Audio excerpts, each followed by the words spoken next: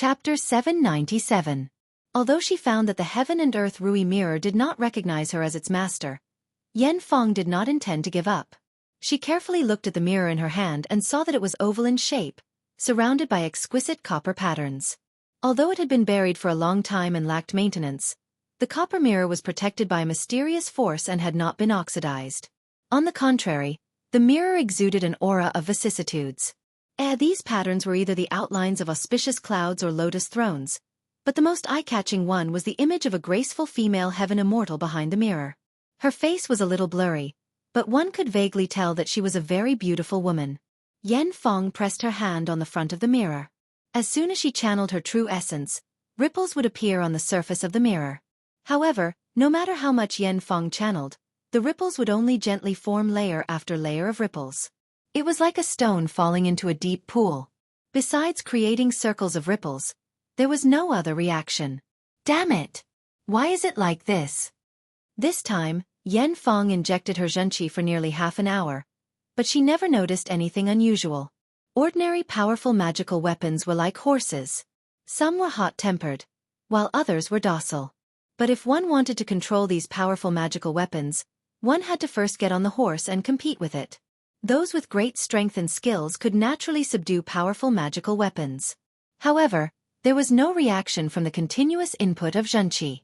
It was as if she was riding on a stone horse, and the powerful magical weapon did not pay attention to her at all. Such a situation was unique and extremely abnormal. Yan Feng was surprised and anxious. She wished she could break the Heaven and Earth Rui mirror in her hand and smash it to see what was going on inside. It was not easy to get the Heaven and Earth Rui mirror, but she could not use it. It was like holding the most valuable treasure in the world in her hand, but she could not exchange it for a penny. She could only look at it but could not get any benefits from it. It was purely a decoration and a collection. It was really painful and frustrating. Yan Feng gritted her teeth and carefully hid the Heaven and Earth Rui mirror. Then she turned around and flew to the side peak where Wang Yuanshan was. At this time, Li Yunyang and Zi Yuan didn't expect that Yan Feng would be able to hear the news of Wang Yuanshan in Desanxian and quietly follow them.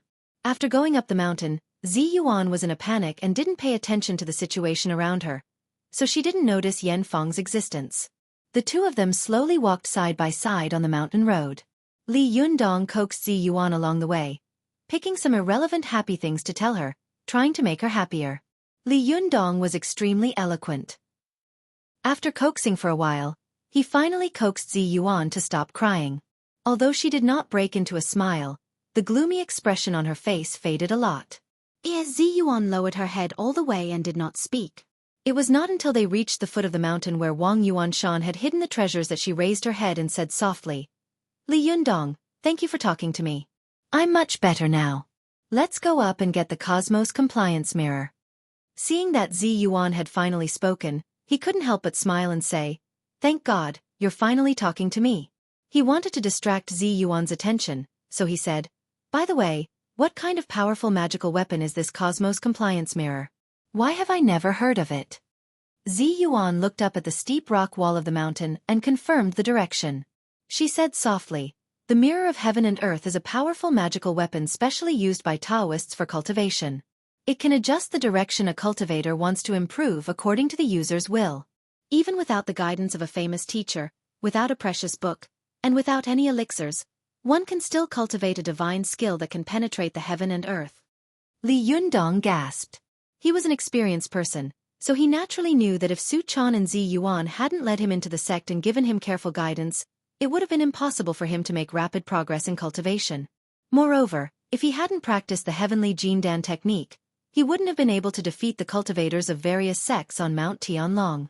If he couldn't defeat these people, there would naturally be no Li Yundong in the future. Since ancient times, the cultivation world was the same as the martial arts world and the medical world. If one wanted to achieve amazing results, then one had to acknowledge a famous teacher. If one casually found a teacher and bowed his head to acknowledge him, then the result would be that he or she would vanish from the masses. The reason why Zhao Zilong was able to go in and out of Chongban Slope was that he had worshipped Tong Yuan, the best spearmaster in the world at that time. The reason why Li Shuwen was able to be invincible in the world with a long spear was that he had worshipped Zhang Jingxing, the fourth-generation grandmaster of the Baji school. Then, under the recommendation of his master, He had worshipped Huang Shihai, the third-generation grandmaster, and finally mastered the invincible spear technique. Similarly, Sun Lutong, who was known as the best in the world, had also worshipped Li Kuei-yuan, a famous teacher in Hebei province, at the age of 13. Then he had been recommended by his master and worshipped Gui Yunshan, a master of Xingyi, who was known as half-step bursting fist conquering the world. Later, Sun Lutong had worshipped Chang Tinghua, a famous master of Baguazhang, and Hao Weizhen, a famous master of Tai Chi. Then, he had received guidance from Song Shirong and Che Yizhai, such great masters. That was how he became the famous best in the world in the future. It could be seen that without the guidance of a famous teacher, it was as difficult as ascending to heaven to achieve amazing achievements. Even if Emperor Huang Xinyuan wanted to learn cultivation, he had to ask Qi Bo, if you want to cultivate, what should you do first? Qi Bo said that if you want to cultivate, you must first worship a famous teacher. Without the guidance of a famous teacher, you can't become an immortal even if you cultivate for a lifetime. Therefore, Emperor Huang Xinyuan took a bath and fasted, and respectfully worshipped Qi Bo as his teacher. That was how the famous inner canon of the Yellow Emperor appeared in the Chinese cultivation world and medical world. Li Yunyang knew that his cultivation path seemed to be smooth sailing, but in fact, he had a lot of opportunities along the way. Every time he encountered a bottleneck or a difficult time, he had a famous teacher to guide him and help him. He didn't dare to imagine that without Zi Yuan's guidance, the heavenly Jindan technique, Zhang Jishuan's guidance, and Renyuan Jindan and Diyuan Jindan, it would have been impossible for him to reach the top phase of Jinshan in just 1 year. Since ancient times, there had been a saying, the poor study and the rich learn martial arts, which meant that the poor study literature. Only the rich were qualified to practice martial arts, not only because practicing martial arts required a lot of nutrition and the poor could not afford so much food, but also because practicing martial arts required a lot of money to worship a famous teacher. Without the guidance of a famous teacher, no matter how smart a genius was, it was impossible for him to understand the mystery and difficulty of cultivation by himself. The poor studied literature for 10 years. Even if they didn't worship a famous teacher, they still had a chance to be on the high list and reach the sky in 1 day. However, it was absolutely impossible for them to practice martial arts. Even a rare genius like Zhang Sanfeng had once studied under Taoist Fiery Dragon and ancestor Chen Tuan. That was how he was able to establish the Wu-Tang sect in the future. But Zi Yuan said, this mirror of heaven and earth can allow any cultivator to cultivate a divine skill that can penetrate the heavens and the earth without the need to worship a famous teacher, read the classics, or take pills. What kind of concept is this? Li Yunyang was stunned by Zi Yuan's understatement for a while. After a while, he said in surprise, there is such a magical weapon in the world? I have to take a good look at it. The two of them flew up the mountain together. According to Wang Yuanshan's instructions, Zi Yuan flew halfway up the mountain and searched carefully. However, when she took a look, she found that the branches and grass covering the entrance of the cave had obviously been moved by someone else. She was shocked and blurted out, someone has been here.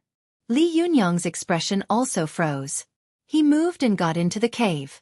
After taking a closer look, there were indeed footprints on the ground.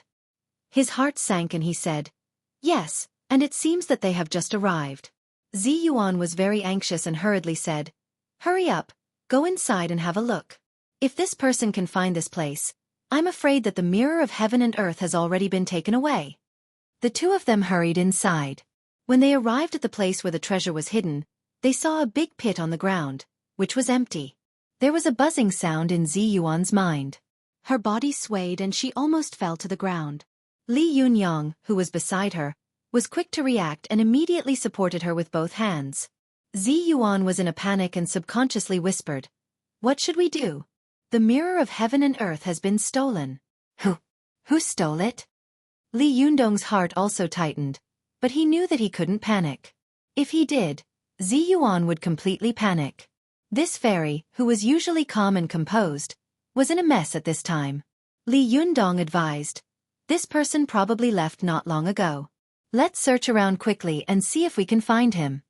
Hearing this, Zi Yuan's spirit was lifted. She immediately gritted her teeth and rushed out, searching around like crazy. Li Yundong also followed her out of the cave. Seeing that she was running around like a headless fly in a panic, he couldn't help but hold her down with both hands and say in a deep voice, Zi Yuan, calm down. You look in the east. And I'll look in the west. This way, the chances will be higher. Only then did Zi Yuan calm down. She took a deep breath and nodded. Okay. The two of them searched separately, but Mount Longhu was so big. How could they find anyone? Even if they saw anyone, they were either Taoist priests of Mount Longhu or wanderers. How could there be anyone with a strange expression? After searching for a long time, they had no choice but to get together again. Li Yundong saw that Zi Yuan was burning with anxiety and worry, so he couldn't help but persuade her, Zi Yuan, don't worry. Since this person knows the location of the treasure and stole the powerful magical weapon before us, it's very likely that he overheard the conversation between you and Wang Yuanshan. Think about it. Did you notice anyone on the mountain before? Zi Yuan shook her head and said, I was so confused at that time that I didn't notice these things. Li Yundong thought calmly for a moment and said, You didn't notice, but I believe that Wang Yuanshan must have noticed. Let's go and ask him quickly. Maybe he will know. Zi Yuan sighed softly and said, I'm so confused that I don't have the heart to think about it. Just tell me what to do. I'll follow you. Li Yundong smiled slightly and said, Well, let's go now. After that, he took Zi Yuan to the side peak where Wang Yuanshan was. Early this morning, I received very bad news. My father-in-law had a minor stroke, and my mother-in-law's blood test indicators were rising day by day, reaching the standard for cancer. My wife asked for leave to go back to Shanghai, and I had to go to Beijing, so I couldn't go back to Shanghai. I had to rush back to Suzhou from Beijing on Tuesday. After dealing with the update, I could go to Shanghai on Wednesday. Things are all coming together, so I'll try my best to keep updating. Alas, I hope everyone can understand. Chapter 798. Li Yundong took Zi Yuan and flew all the way back to the side peak where Wang Yuanshan was imprisoned. However, Li Yundong was surprised to find that in less than 2 hours after they left, this side peak was already full of Taoist priests in Taoist robes. Especially when Li Yundong and Zi Yuan walked to the foot of the mountain, a Taoist priest immediately came up to them and asked with a vigilant face, This is not the tourist area. You can't enter at will. Mount Longhu was very large, with 99 peaks. There were often groups of backpackers climbing around this mountain. The Taoist priest saw that Li Yundong and Zi Yuan were both dressed in ordinary clothes, so he thought they were tourists who liked to wander around. At a glance, Li Yundong saw that the Taoist priest's temples were bulging, and his eyes were shining like light bulbs. In particular, his muscles were like dragons, and even the loose Taoist robe could not hide them. He looked extremely powerful.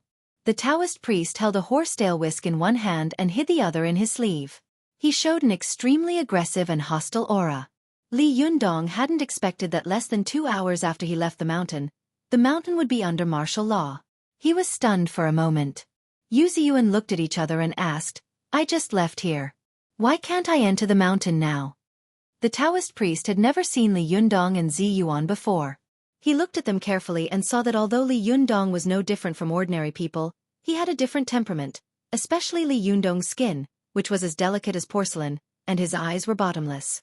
His aura made people not dare to underestimate him. In particular, Zi Yuan, who was beside him, had an ethereal aura and a beautiful appearance. She was dazzling. It seemed that she was not an ordinary person. The Taoist priest did not dare to be careless. He frowned slightly and said, Humph, 1 has left and 2 have come. The order to close the mountain has just been issued. If you have anything to do, I can only apologize. Please go back. From today on, this mountain will not be open to the public. But Li Yundong wanted to say more, but Zi Yuan suddenly grabbed him and said, Forget it, Li Yundong, let's go first. Li Yundong frowned and walked a few steps back with Zi Yuan. But after a while, he suddenly turned around and asked, Someone else was here before. Who else? The Taoist said impatiently, He's just a man. Why do you care so much? Li Yundong thought for a moment and asked, How old is this person? What does he look like? What kind of clothes is he wearing? The Taoist priest seemed extremely impatient. He waved his hand and said, I don't remember. Let's go. If you don't leave now, I'm going to kick you out. Li Yundong was a little unhappy and wanted to force his way into the mountain, but when he saw that Zi Yuan was just shaking her head at him, he had no choice but to stop asking. After nodding to Zi Yuan, The two of them slowly walked out of the Taoist site. Something's wrong. Why did they seal the mountain right after we left? Moreover, this Taoist priest's cultivation is not low. He seems to be very powerful. The more he thought about it, the stranger he felt.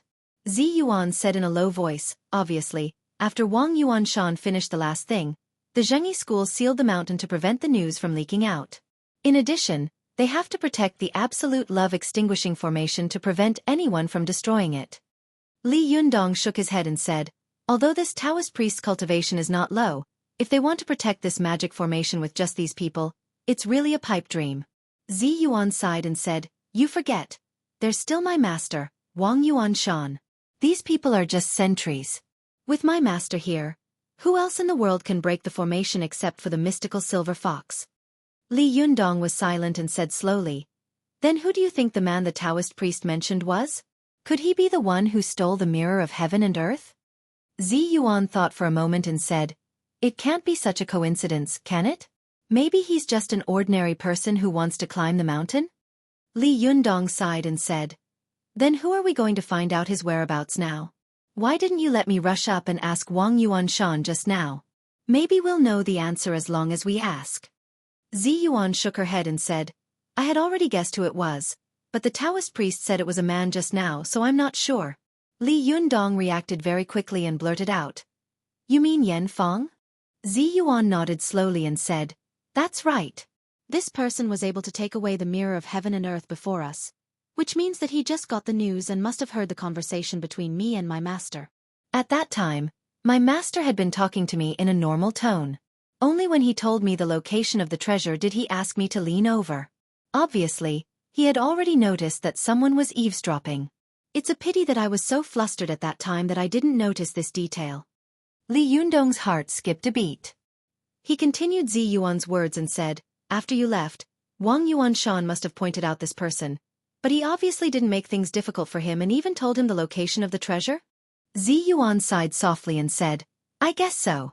There is only one person in the world who can make my master change his decision. This person is his shimmy, Yan Feng. Li Yundong suddenly couldn't help but have the urge to laugh out loud. He didn't laugh for anything else, but for Yan Feng's perseverance, her stubbornness and stupidity. Li Yundong sighed and said, this Yan Feng is really something.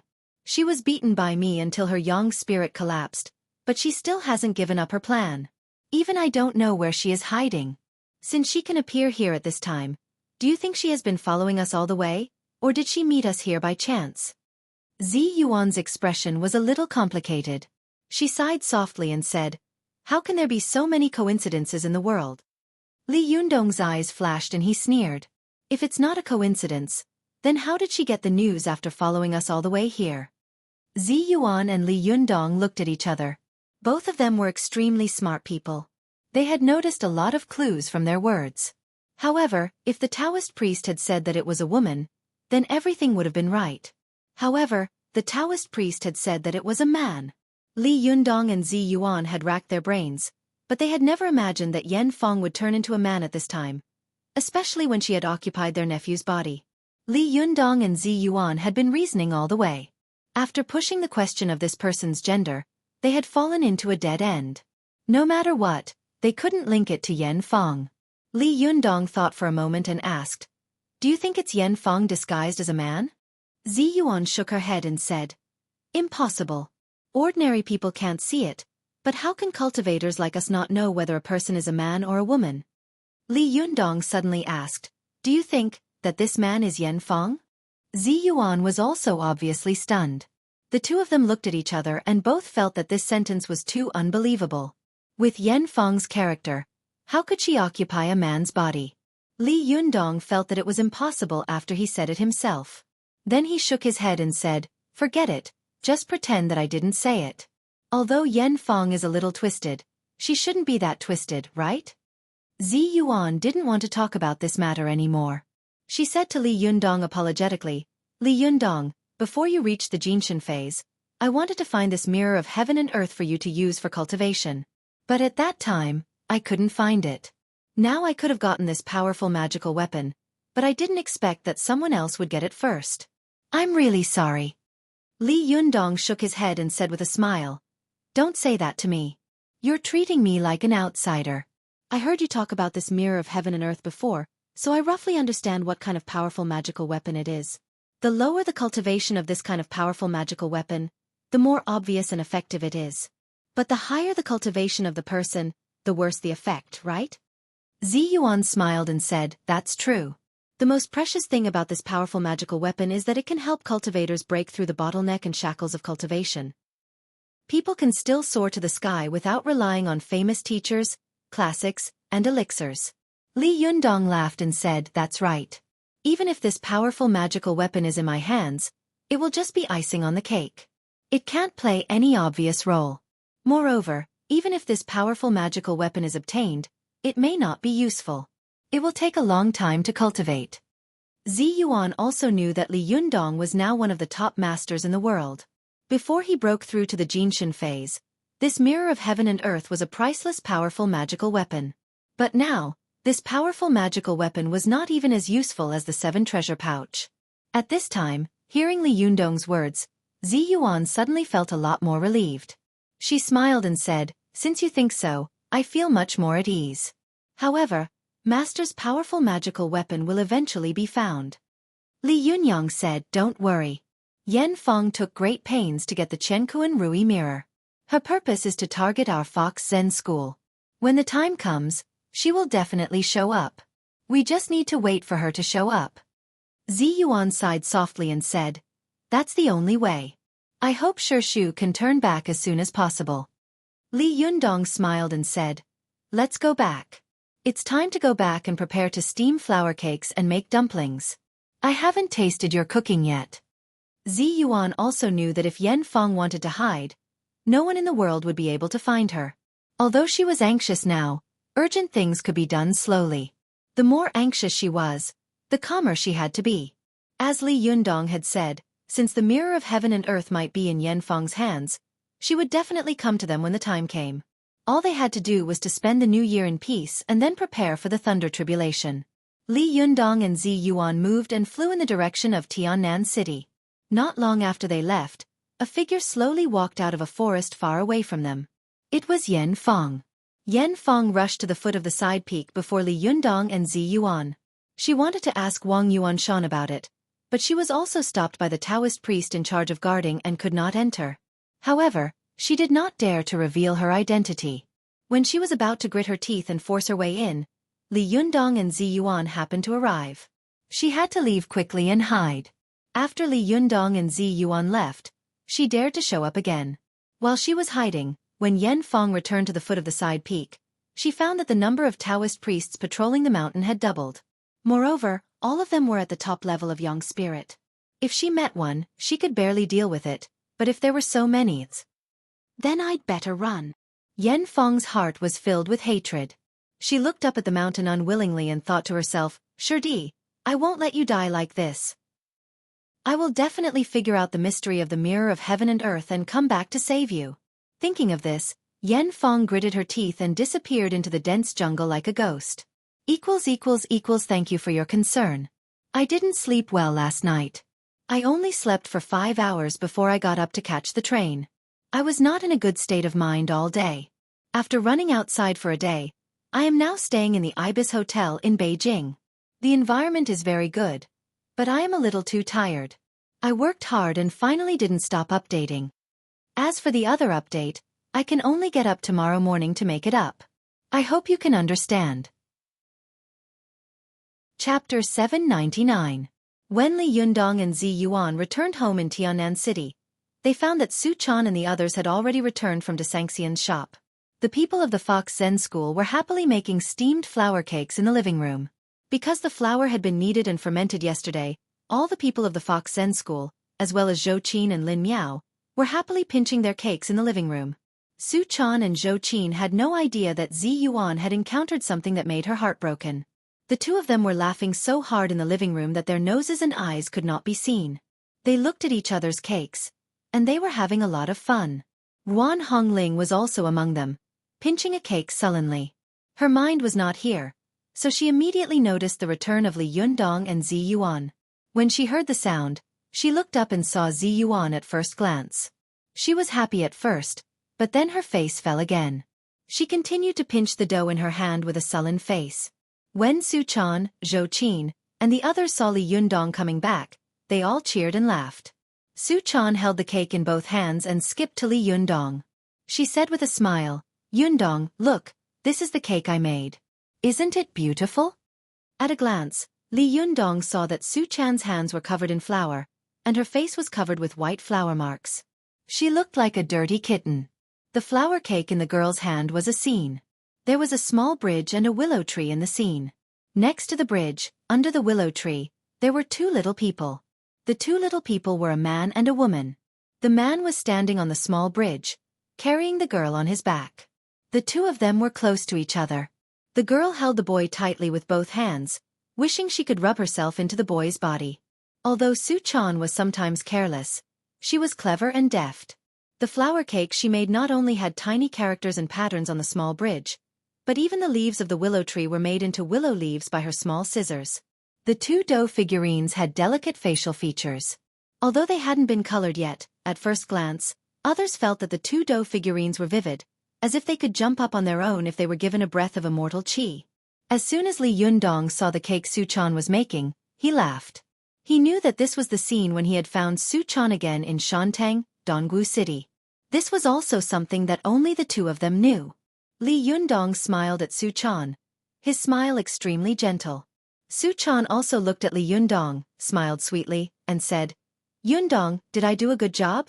The little girl usually got along with Zi Yuan and Zhou Qin. The two of them were not weaker than her in the areas that the little girl was good at. In many areas that the little girl was not good at, they made the little girl feel ashamed of her inferiority. But today, when it came to making flour cakes, she was the only one who was good at it. She had skillfully made this vivid, exquisite and beautiful flour cake. Su Chan was both proud and happy, so as soon as she saw Li Yundong, she ran over to ask for praise. The smile on her face was even more happy, as if she had already heard Li Yundong's praise. The eager look in her eyes seemed to be saying, "Praise me, come and praise me." Li Yundong laughed in his heart.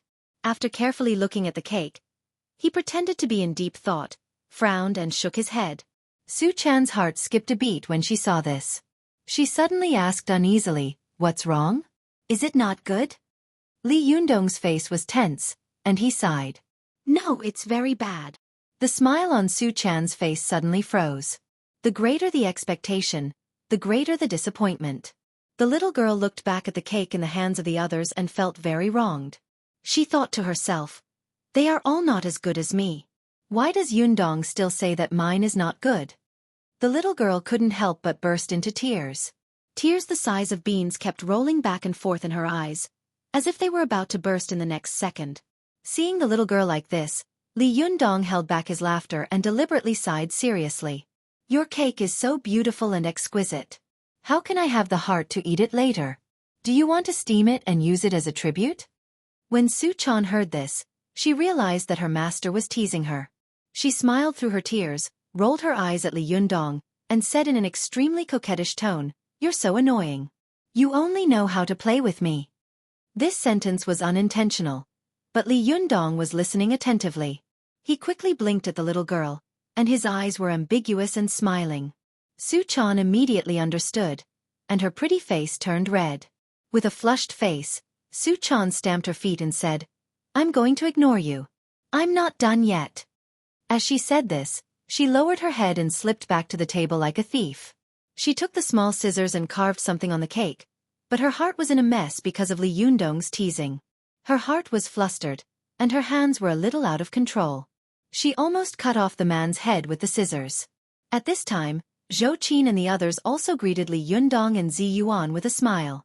As soon as Zi Yuan returned, she was infected by the happy atmosphere, and the depression in her heart was temporarily swept away. She temporarily put her unhappiness aside, forced herself to cheer up, and nodded to everyone with a smile.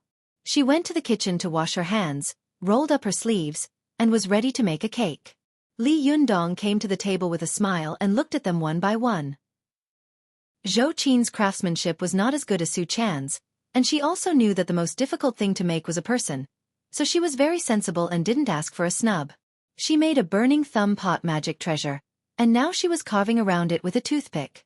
The little foxes also had good skills. Some of them were making immortals of the 8 immortals, while others were making demons and ghosts. Even the sullen Ruan Hongling had made a man herself. He was dressed in a Taoist robe and had a long sword on his back. He looked elegant and elegant. It seemed to be Wang Yuanshan. Li Yundong couldn't help laughing. What are you making? Don't make it too beautiful. It's like a work of art. Who would be willing to eat it later?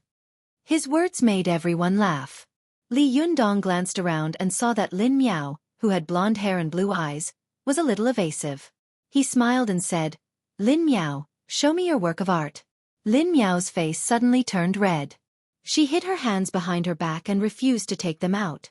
The little foxes on the side also turned their faces away and secretly laughed. Seeing this, Li Yundong became more and more curious. He said with a smile, "Lin Miao, it doesn't matter. You haven't made it before, so it's normal that you can't make it well. The important thing is to participate. It's not like you have to make a work of art to participate in a competition." Only then did Lin Miao take out her hands hesitantly from behind her and hold the dough ball in her hands in front of Li Yundong's eyes. Li Yundong took a look and suddenly gasped. "Wow, what is this?" He saw that the dough ball had been squeezed out of shape. Especially when Lin Miao had pinched it with her 10 fingers just now, it had been pinched into circles around it. It really looked like some kind of excrement. Li Yundong's expression was strange, and his eyes were blank. Lin Miao's face was so red that it almost bled. She couldn't wait to throw away the dough ball in her hand, dig open the ground, and find a crack to hide in. Zhou Qin, who had always had a good relationship with her, tried to smooth things over for her. She said, "Master, just now Lin Miao made a puppy. It's very beautiful." When the people around heard this, they all burst out laughing. Lin Miao had indeed wanted to make a puppy before, but she had never made such a thing before.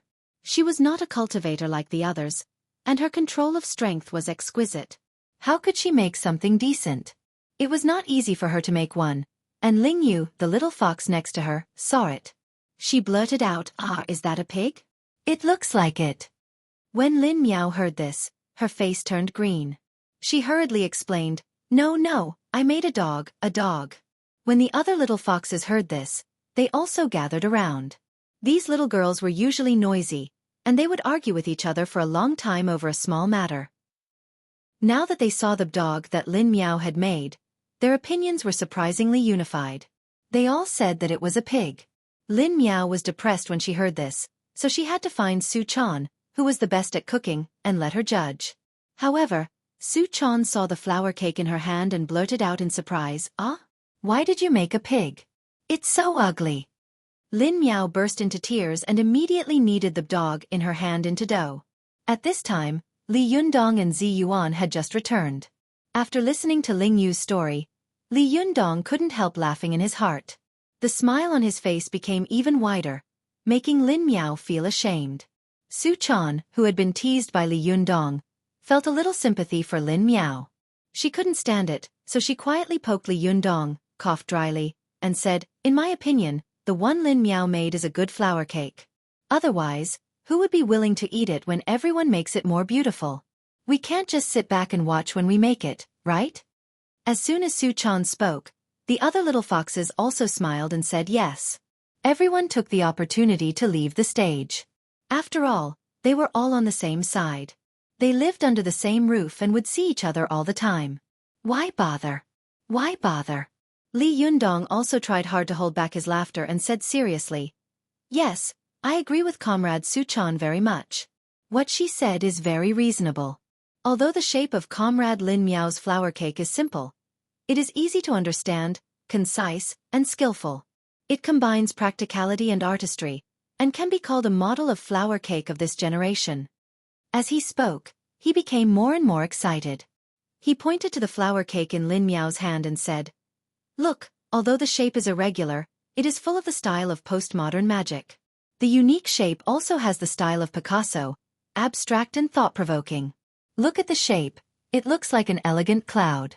Such an elegant cloud really allows one's imagination to run wild and let one's imagination run wild." Li Yundong was very eloquent, and he had praised the extremely ugly dough to the sky. Lin Miao didn't know that Li Yundong had a bad habit of teasing people seriously, so she was stunned by Li Yundong's words.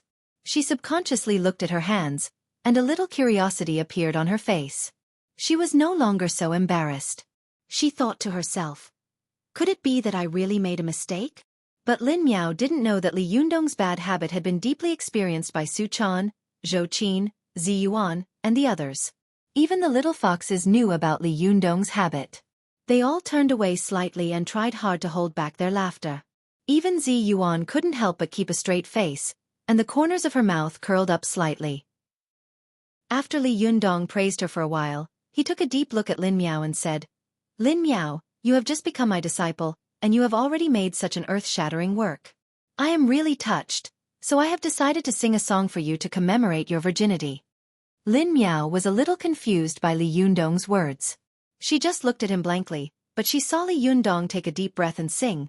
There is a cloud made of rain in the wind, a cloud made of rain. A cloud made of rain. A lump, a lump.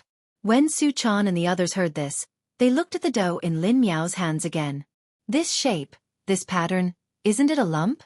They finally couldn't hold it in any longer and burst into laughter. I didn't sleep well again. I woke up at 5 o'clock. I tossed and turned, and I really couldn't sleep. I'd better get up and make up for the chapter 1 missed yesterday.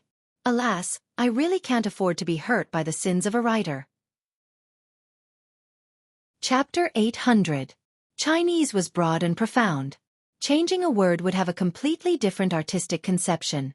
Li Yundong casually changed a word, and the lyrics of the whole song suddenly had a different meaning.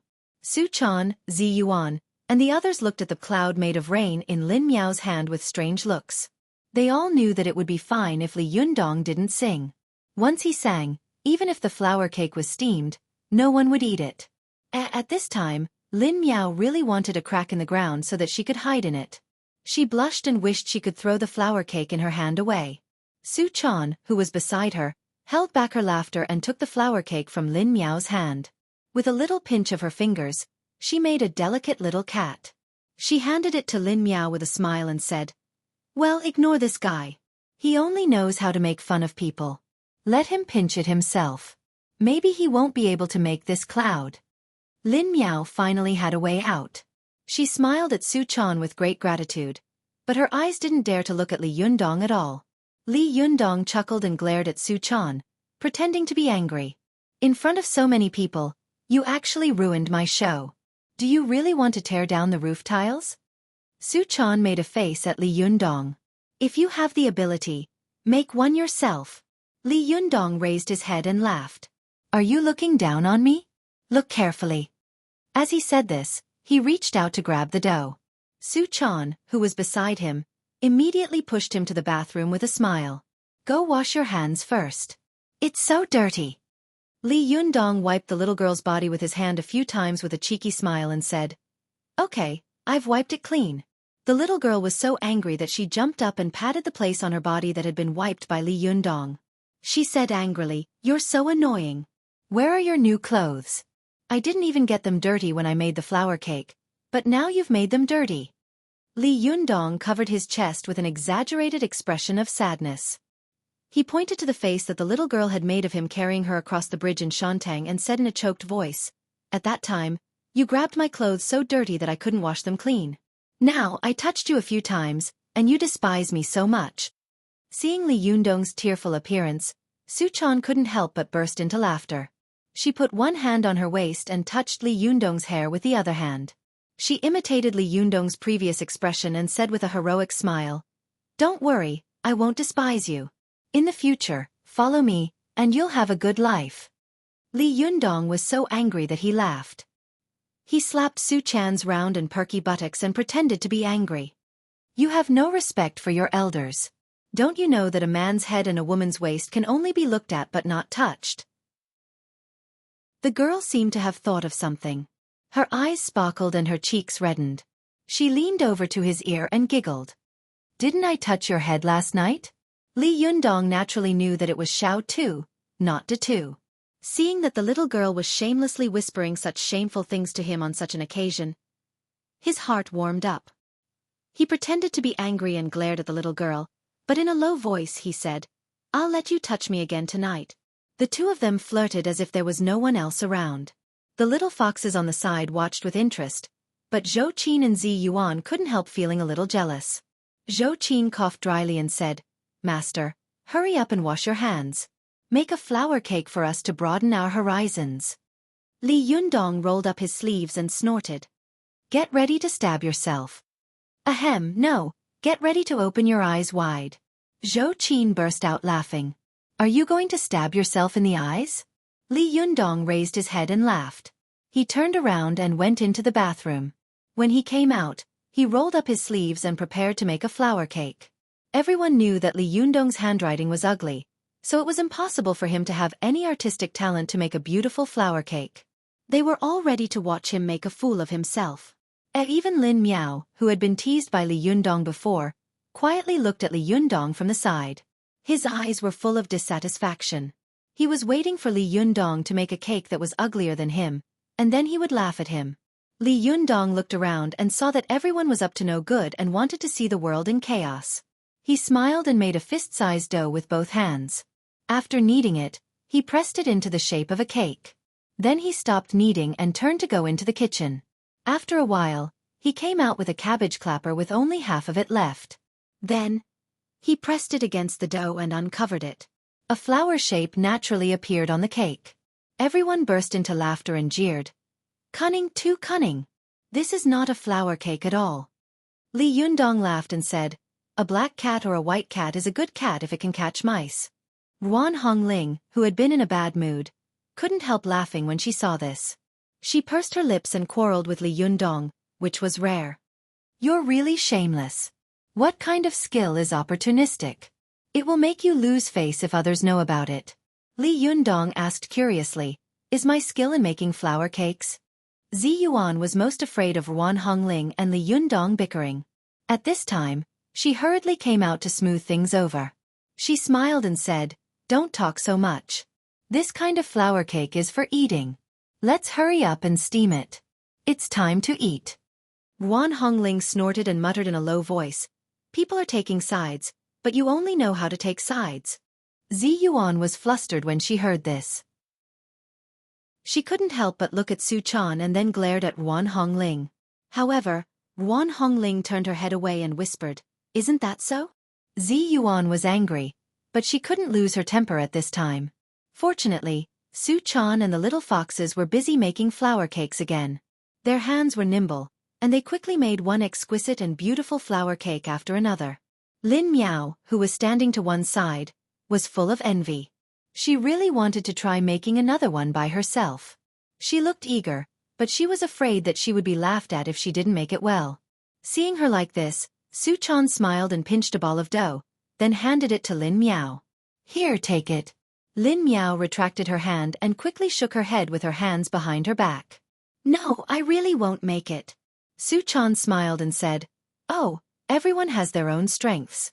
What's so strange about not being able to make a cake? I can't even cook well. Now Yundong doesn't even allow me to get close to the kitchen. I hate it." As she said this, she wrinkled her cute little nose at Li Yundong, looking cute and innocent.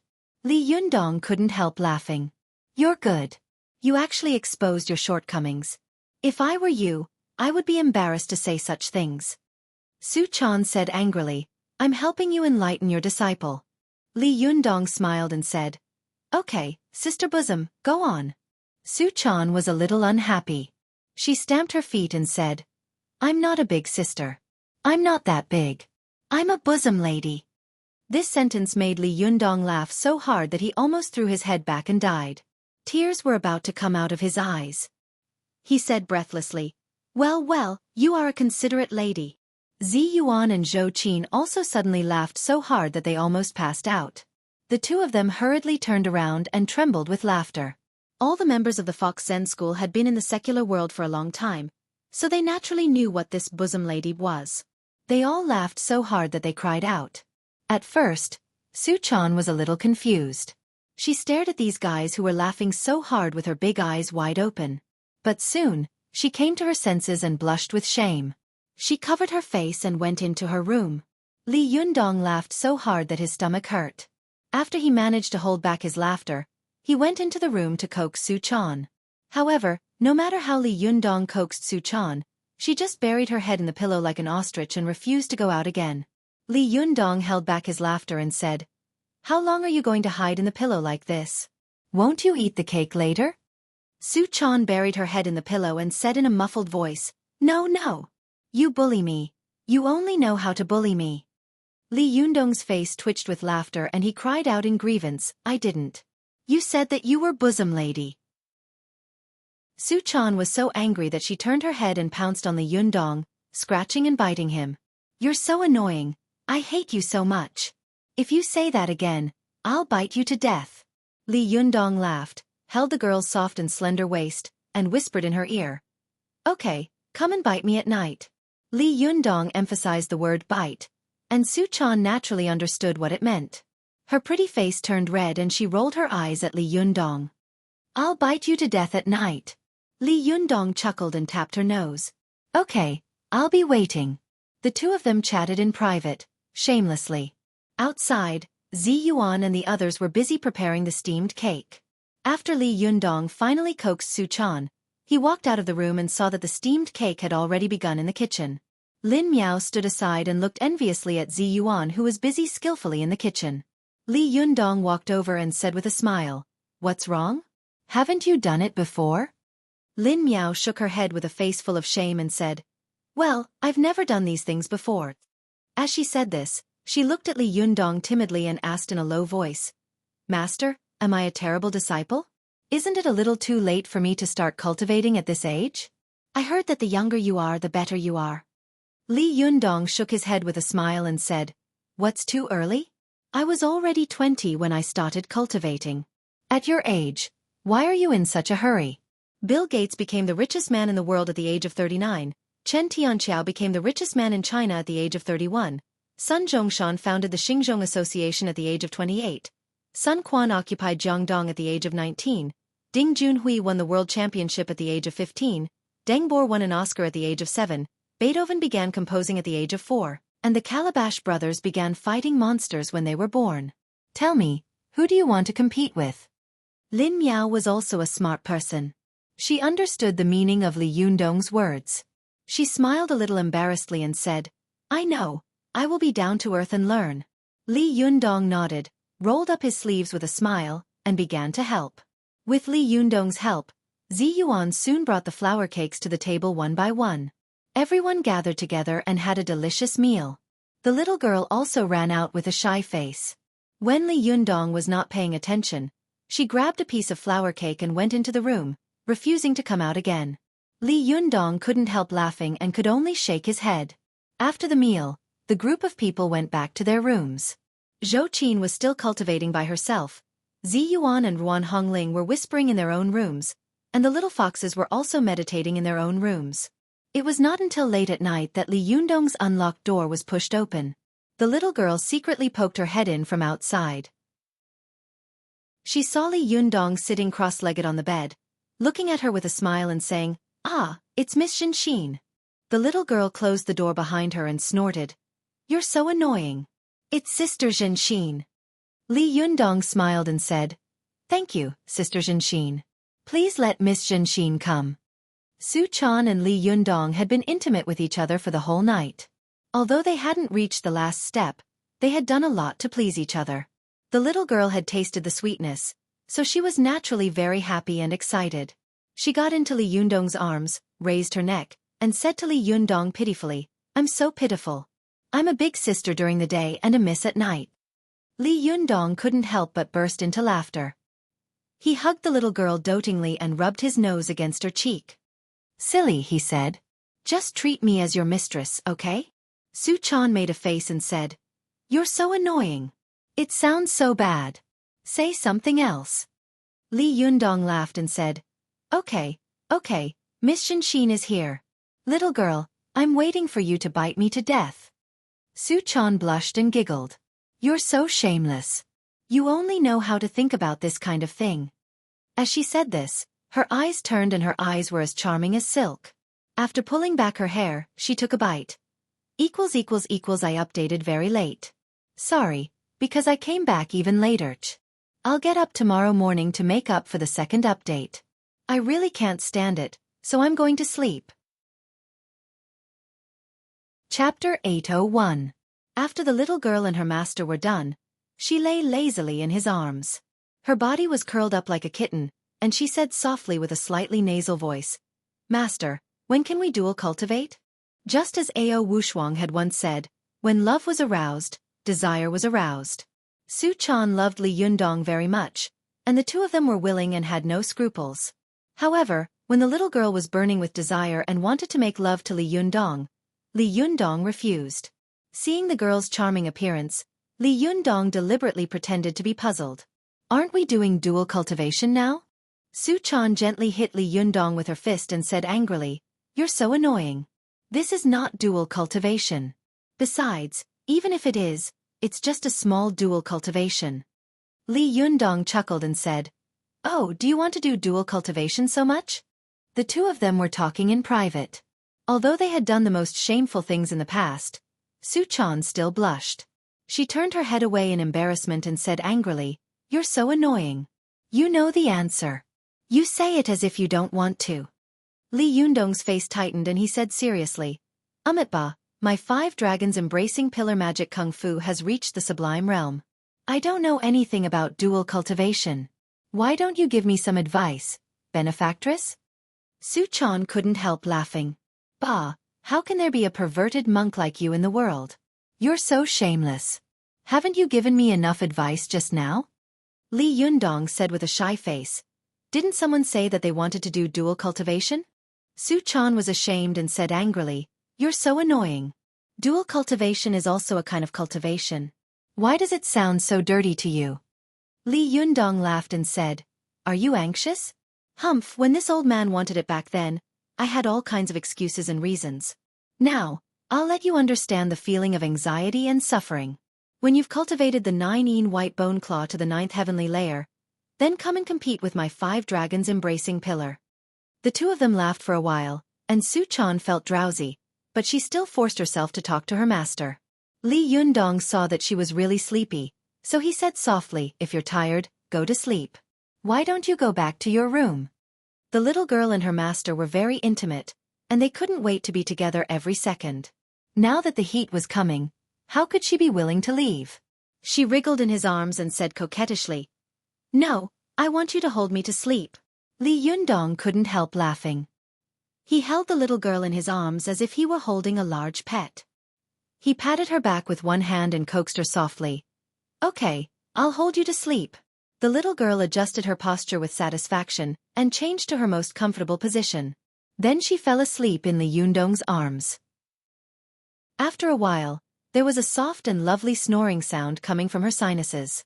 Li Yundong looked at the little girl in his arms lovingly, and his heart was full of joy and satisfaction. He couldn't help but think of the scene when he had just been driven out of the rental house by the landlady. He had taken the little girl to live in the temporary hotel, and he had held her for the night. He had endured it for the whole night. For a moment, the smile on Li Yundong's face became more and more gentle.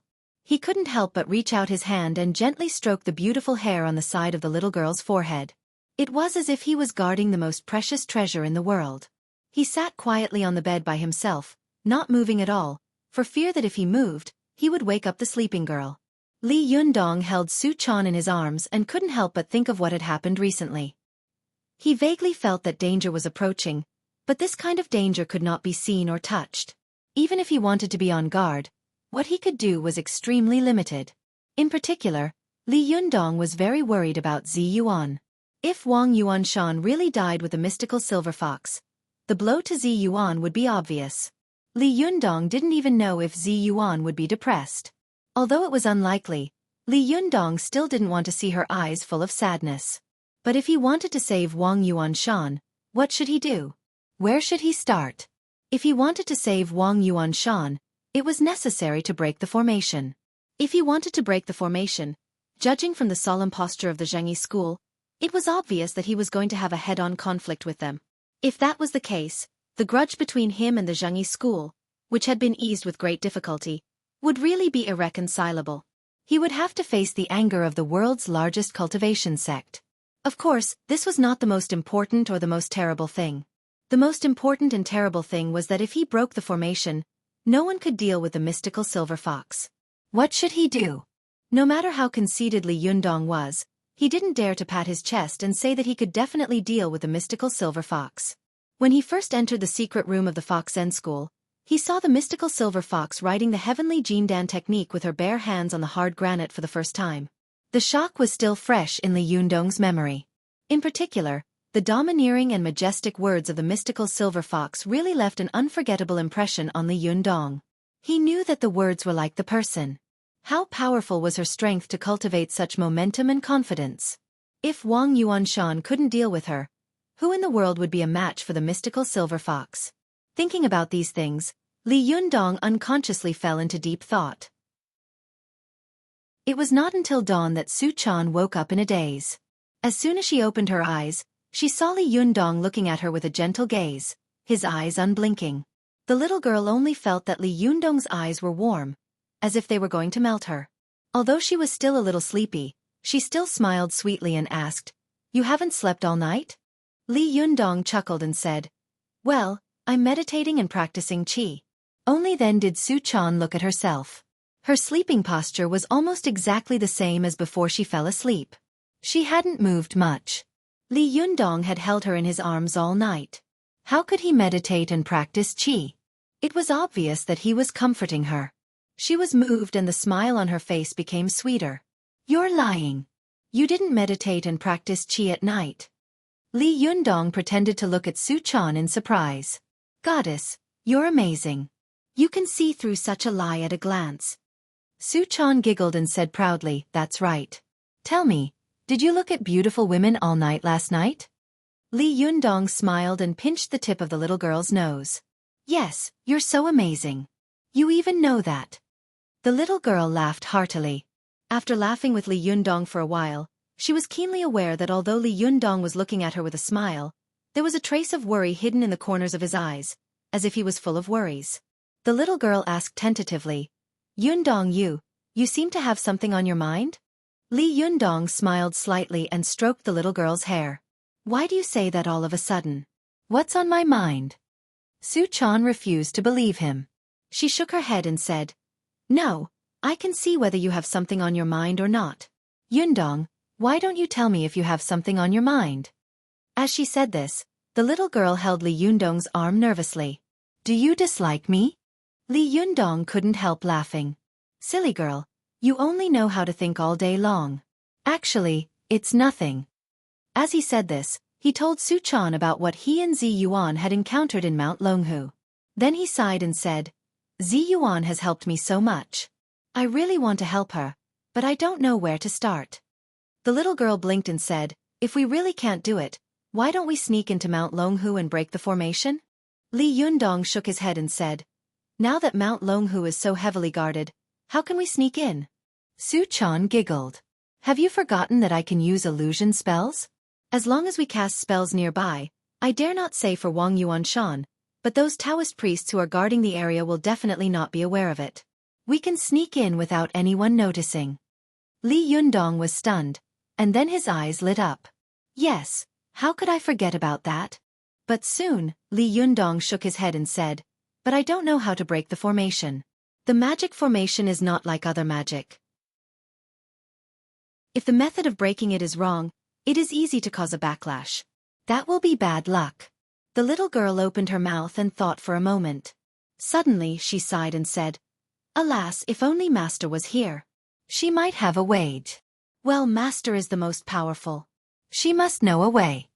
As she said this, the little girl saw Li Yundong and immediately changed her words. "No, it's Master who is the most powerful, and Master who is the second most powerful." Li Yundong laughed and said, "Yes, I am the most powerful, but I don't know how to break the formation." The little girl made a face at Li Yundong and was about to speak when she suddenly heard a voice coming from outside. It was Zhou Qin's surprised voice. "Lu Feier? President Chao, you're here?" When the little girl heard this, she immediately jumped up and said in surprise, "Oh, they're here. I have to go out quickly.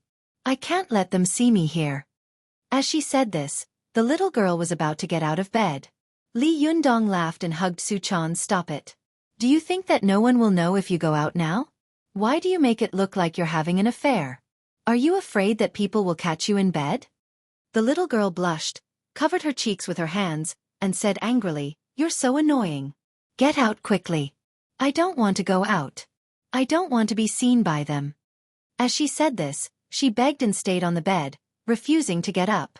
Li Yundong had no choice but to freshen up a little in the bathroom in the room and go out by himself. As soon as he went out, Li Yundong saw Lu Feier standing in the living room. She was slim and graceful, with light makeup on her face. Xueqi was standing next to her. Xueqi had a faint smile on her face, but her appearance and temperament were more beautiful than when he had met her before. Just standing there was an invisible aura that kept spreading out. Even Li Yundong, who was used to seeing beautiful women and had a firm mind, felt his heart pounding when he saw her. He was shocked by Xueqi's amazing beauty. Li Yundong was stunned for a moment. Lu Feier, who was next to him, pursed her lips and smiled. She nudged Xueqi with her elbow and said with a smile, Someone is dumbfounded, Sister Qiao.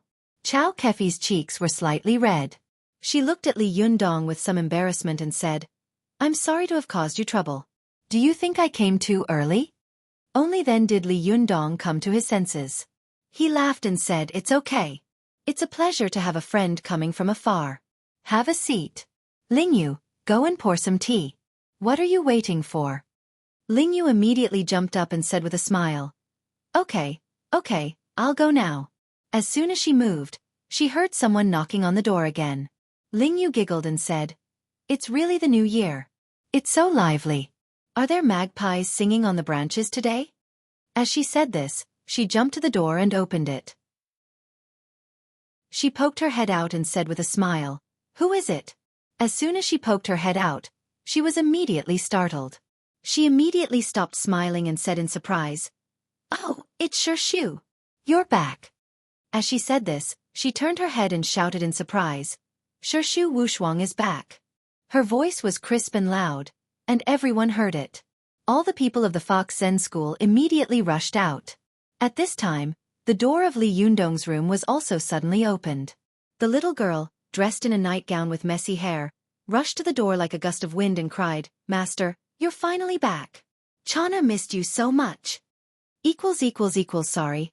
I was called out after writing 2,000 words this morning. After a busy day, I just entered the room and quickly wrote a chapter and posted it. There will be a chapter later, but it's a little late. Don't wait for me. I have to rush back to Suzhou by train tomorrow morning, so I guess I owe you another chapter in the end. What a tragedy. Chapter 802. Whether it was Li Yundong, Su-chan, Zi Yuan, Zhou Qin, or the fox spirits of the Fox Zen school, none of them realized that it was definitely not a coincidence that Ao Wushuang had appeared behind Xueqi. Ever since Ao Wushuang had made up her mind to attack the mystical silver fox, she had been hiding in the shadows and watching Xueqi from afar. Although she had countless opportunities to make a move in the past 2 days, Ao Wushuang was most worried about one thing. Was the beautiful woman in front of her the mystical silver fox or Xueqi? If it was Xueqi, she could take her life at any time. Before the soul of the mystical silver fox completely merged with Xueqi's soul, as long as she destroyed her body in furnace, it would be impossible for the mystical silver fox to recover all her strength through the thunder retribution. As long as she couldn't get through the thunder retribution, Wang Yuanshan could easily defeat this former peerless expert, and Li Yundong could even defeat her with one hand. But if she was the mystical silver fox now and Ao Wushuang suddenly made a move, there would only be one result. She would be mercilessly killed by the mystical silver fox, or even killed in seconds. Although Ao Wushuang was not afraid of death, she definitely did not want to die for no reason. Most cultivators cherished their lives, and the fox spirit was no exception. The mystical silver fox was a woman who was both affectionate and ruthless, gentle and cruel. She had all the characteristics and temperament of an ambitious and ruthless person, so she would never show mercy to Ao Wushuang because she was also of the same kind and a descendant of the Fox Zen school. This was definitely a queen who would follow her and prosper, and those who would oppose her would die. Therefore, Ao Wushuang had been very cautious. She had been quietly observing Xueqi these days and did not dare to get too close. Since the completion of the crew, Xueqi had been mingling with the post-production of the crew. After communicating with the director, She went to Li Yundong's house with Lu Feier, who had been invited. Of course, it was impossible for Ao Wushuang to appear in front of the mystical silver fox in these days. Otherwise, it would definitely arouse the vigilance of the mystical silver fox. But when she was surprised to find that Xueqi had gone to Li Yunong's home, she couldn't help but sigh with emotion. God had given her a chance to test Xueqi. If this woman was still Xueqi, she would definitely kill her as long as there was a little chance. If this woman was the mystical silver fox, then she had to endure it. She had to endure it until the heavenly thunder came. When she was about to go through the thunder tribulation and was defenseless, she would make a move. When going through the thunder tribulation, cultivators would sacrifice their yang spirit, wander in the rolling clouds of thunder, and accept the baptism of thunder. But at this time, the cultivator's body furnace was the most vulnerable. If there was no protection, she would be defenseless. Even a child could stab the mystical silver fox to death with a knife. The yang spirit of a cultivator came from the condensation and change of the qi of the 5 viscera and 6 bowels. If the yang spirit just floated outside the furnace and did nothing, it would not be affected by any external forces, but it would still lose its strength every day. This was the principle of the way of heaven is to make up for the deficiency. Because cultivators had lost the cultivation foundation of the way of man is to make up for the deficiency. This was the simplest philosophical truth that matter determines spirit, and spirit affects matter. Without the material of the body furnace, it was absolutely impossible for the yang spirit, which represented the spiritual power, to improve itself or maintain its strength, because the way of heaven is to make up for the deficiency. If a cultivator wanted to borrow power from the sky during the thunder tribulation, he had to put his yang spirit in the middle of the thunderbolt, let the thunderbolt smash his yang spirit, and then absorb the power of the thunderbolt in the process of gathering again. The reason why the yang spirit could be scattered in the thunder and then gathered again was that the body furnace had a strong recovery ability and self-supply ability. It was also the same reason that if a cultivator's body furnace was destroyed when going through the thunder tribulation, the cultivator's yang spirit would become a tree without roots and water without source. Once the thunder scattered the cultivator's yang spirit, unless he cultivated to the golden immortal realm, it would be impossible for him to gather again, and it would be impossible for him to recover. In the end, there was only one result. His body and soul would be destroyed. From then on, there would be no such person in this world. It wouldn't appear now, and it wouldn't appear again in the future. Ao Wushuang held the little girl in her arms. Although she looked at her lovingly, she had been quietly looking at Xueqi out of the corner of her eyes, paying attention to the slightest change in her expression. No matter how smart Su Chan was, she would never have guessed that her master would be so bold as to attack the mystical silver fox. She had thought that her master would never come back. Who would have thought that in the blink of an eye, her master would come back? She cried so hard in Ao Wushuang's arms that her tears flowed. After a while, the clothes on Ao Wushuang's chest were wet. Ao Wushuang patted Su Chan on the back and said softly, "Well, how old are you? Don't cry. Aren't you afraid of losing face?" Su Chan raised her head with tears in her eyes and looked at her master pitifully. "Master, you won't disappear without a word again, will you?" Ao Wushuang looked at the disciple in front of her, who had been relying on her for 10 years. She knew that what she was going to do was very likely to die, and it was very likely that she would never see Chaner again. Thinking of being separated from Chaner, Ao Wushuang felt a pain in her heart. She smiled slightly and lied, "No, don't worry. I won't disappear again this time." As she spoke, she suddenly glanced at Xueqi's body quickly, and then withdrew her eyes as fast as lightning. No one else noticed her abnormality or thoughts at all. Although Li Yundong felt that the timing of Ao Wushuang's return was a little coincidental, it was just after the New Year's Eve, and the happy atmosphere was strong. Not only him, but also everyone else thought that it was a sign that good things come in pairs. No one thought deeply about it.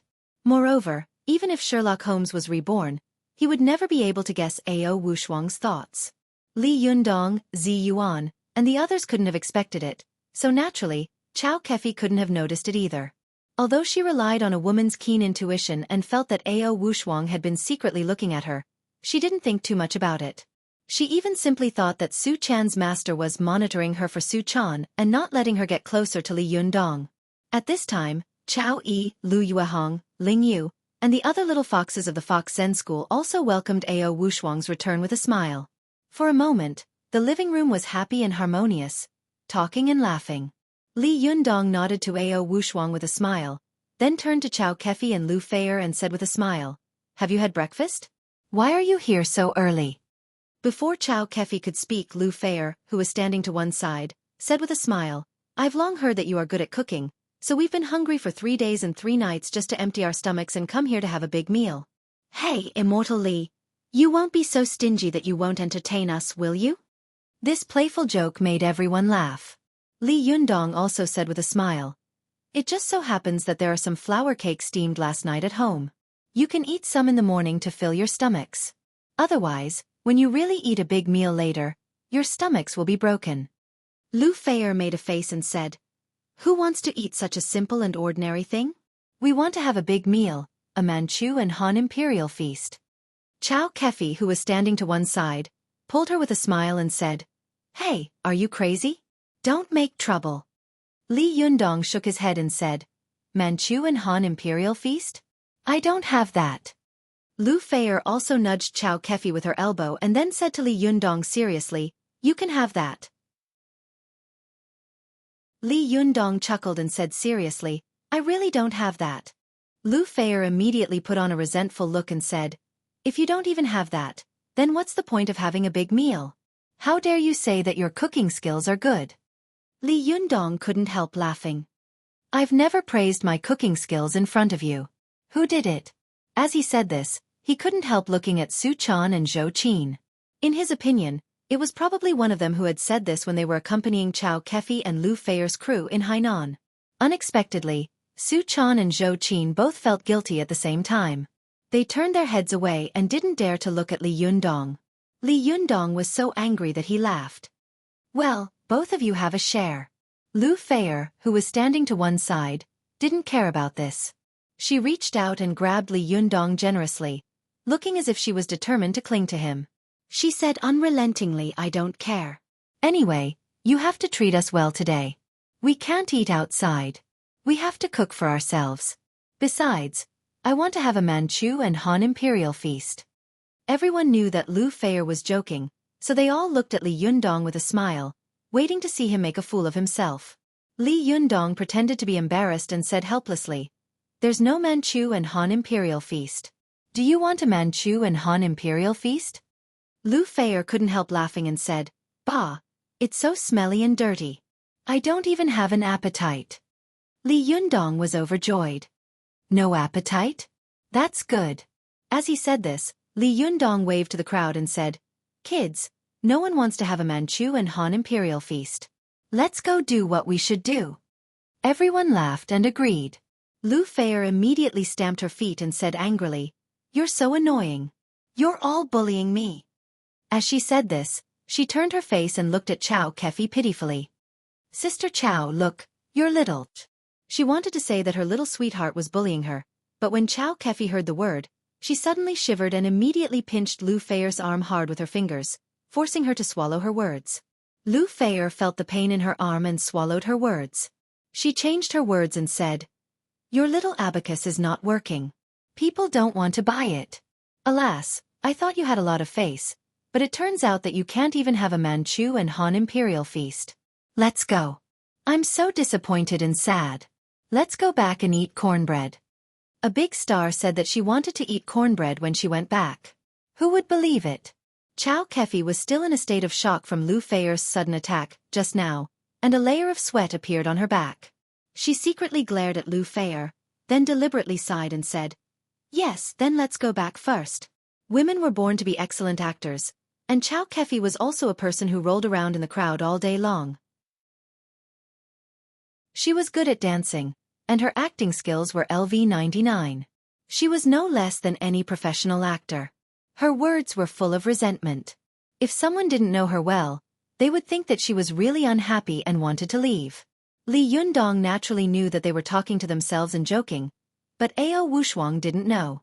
She saw that Xueqi had just arrived and was about to leave, and it was not easy for her to have an opportunity to deal with her face to face. She wanted to test her again, so how could she let Xueqi go so easily? Ao Wushuang's heart tightened and she immediately blurted out, "Isn't it just a Manchu and Han imperial feast? I can do it." Her words shocked everyone. Li Yundong and Zi Yuan both looked at Ao Wushuang in shock. She dared to say that she could make a Manchu and Han imperial feast? No way. As the saying goes, a real person doesn't show his face, but, isn't this too much? They hadn't seen that Ao Wushuang looked like a super chef who could cook a Manchu and Han imperial feast before. Moreover, in today's world, how many chefs would dare to say that they could cook a Manchu and Han imperial feast? Other people didn't know if Ao Wushuang could cook it, but Su Chan knew it very well. Her master, who even had to buy sesame seed cakes on the street to eat, could cook a Manchu and Han imperial feast? She would laugh her teeth out. Su Chan stared at Ao Wushuang with her eyes wide open. She looked as if she had seen a ghost, and her face was full of disbelief.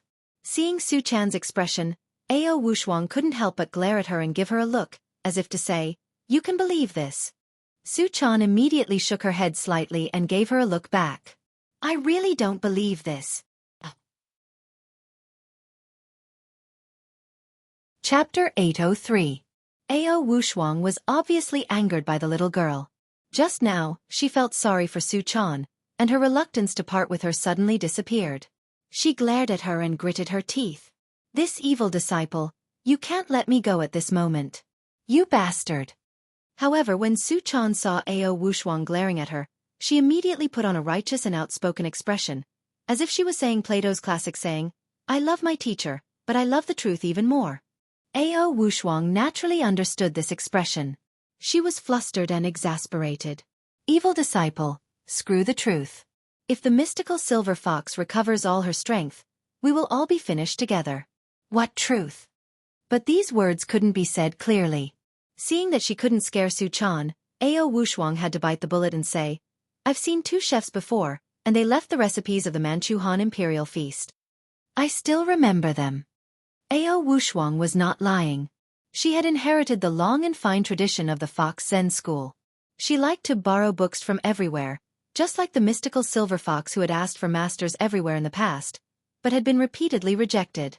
In a fit of anger, she either transformed into someone else and secretly learned from them, or simply sneaked into the library and stole the books. After she was forced to separate from Wang Yuanshan, her temperament had changed greatly. She had changed from the naive little fox to the mature and cold Ao Wushuang. In order to become stronger, she had stolen all kinds of scriptures from all over the world, and she had read every book she had caught. Ao Wushuang had once looted the sutra pavilion of some small sects in private, and almost swept away all the ancient books inside. Although today's society was in the age of chaos, it was also an era of knowledge explosion. Even the number of scriptures in small sects was not small, far exceeding that of the ancient big sections. These ancient books ranged from astronomy to geography, including the recipes and cooking methods of the Manchu Han imperial feast. Although Ao Wushuang was very uninterested in cooking, she had a photographic memory. After flipping through these books, she could still remember some of them. If Li Jiandong insisted that she recite them, she could recite some of them, so she wouldn't be talking nonsense. But Li Jiandong didn't mean that. What a joke. The Manchu Han imperial feast? Although he was not a serious chef, he knew that the Manchu Han imperial feast represented the highest level of food culture in China and even the whole world. Not to mention anything else. Just the Manchu Han imperial feast alone had 54 kinds of southern dishes and 54 kinds of northern dishes. There were a total of 8 dishes, which was enough to make Li Yundong go bankrupt. Even if he was making a lot of money from the Desanxian, he couldn't afford to squander like this. What kind of dishes were these 8 dishes? Just the tea that they drank at the beginning of the meal was one of the top 10 most famous teas in China. The Shifeng tea from West Lake Longjing.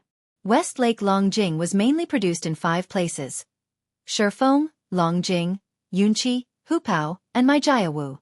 Among them, Shifeng's tea was the best. There was a saying, the most famous tea in the world is Longjing, and the best Longjing is in Shifeng. And Shifeng village, which produced Shifeng tea, was known as the world's #1 tea village. The Shifeng tea it produced was even more famous at the state banquet. Li Yundong was a teahouse owner, so he naturally knew how expensive Shifeng Longjing was. Even the top-grade Huangshan Maofeng tea collected by Zi Yuan was a grade lower than this Shifeng tea. However, such a famous tea, which was much more expensive than gold, was only an appetizer tea for the Manchu Han imperial feast. In other words, This tea was used to rinse the mouth. This kind of tea was only used to rinse the mouth. Who the hell could afford to be hurt? The 5 spices pigeons, first-class official swallows, braised deer tendons in clay pot, braised shark skin with scallions, sliced suckling pig, chongchun deer whip soup, tianqiang abalone, Feilong roe deer spine, panda crab shrimp, shandong sea cucumber, Hericium mushroom braised shark fin, steamed bear paw, steamed deer tail. There was nothing that didn't fly in the sky, walk on the ground, or swim in the sea. Regardless of how much energy and time it took to make these dishes, just gathering the ingredients for these dishes was enough to make Li Yundong suffer. To make the Manchu Han Imperial Feast, one should never get tired of eating fine dishes. The ingredients were almost endless. If they were really meticulous, it was estimated that after 100 dishes were made, Li Yundong would have to go begging on the street with the fox spirits. They wouldn't even be able to celebrate the new year. Seeing the greedy eyes of Su Chan and the little foxes lighting up at this time, Li Yundong couldn't help but shiver. He quickly said to Ao Wushuang, "Don't talk about the Manchu Han Imperial Feast. Lu Feier and Sister Chow are joking with you." As he said this, he quickly turned his face and kept winking at Lu Feier and Chow Kefi. His expression seemed to be saying, "If you dare to say no, I will go back to your house. If I can't eat you up, I won't be surnamed Li." Seeing Li Yundong's expression, Lu Feier and Chow Kefi couldn't help laughing. Lu Feier wanted to continue teasing him, but she was pulled by Chow Kefi and said, "Feier loves to joke. How could I really make a Manchu Han Imperial Feast? Li Yundong, if you really want to make it, I can't afford to wait. I'm afraid that by the time you make it, I'll be starving to death." The craftsmanship of the Manchu Han Imperial Feast was extremely complicated.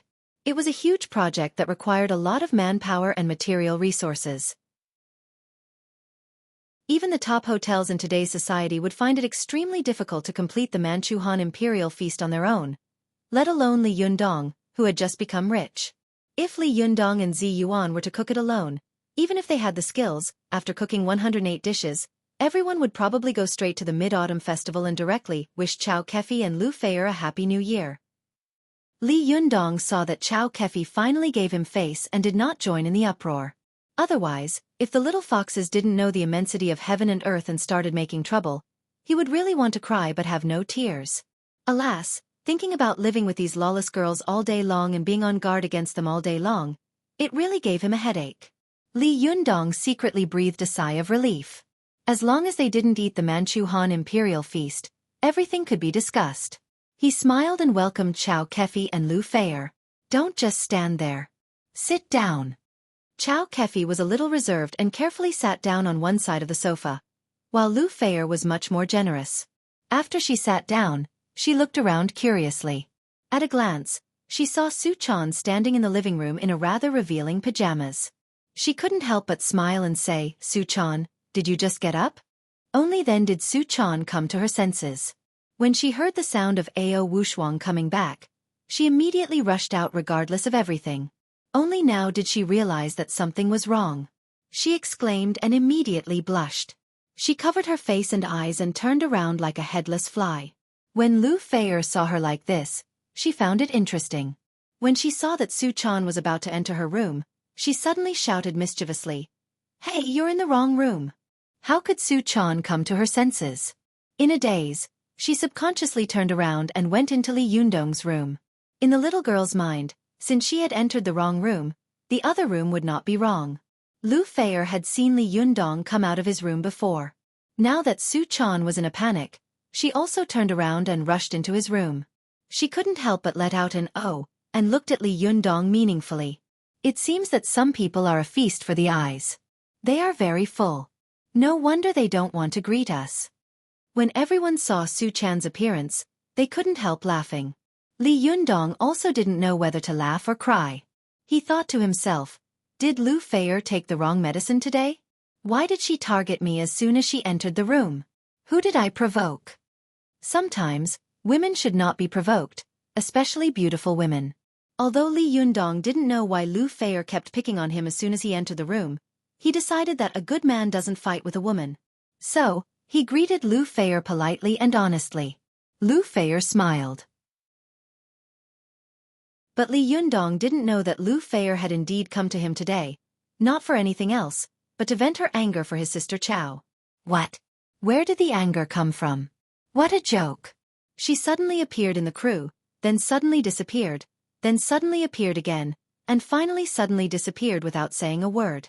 Did she really think that she was the dragon god hero? Li Yundong made Sister Chao infatuated with him all day long. She seemed to have lost her soul when she couldn't see Li Yundong.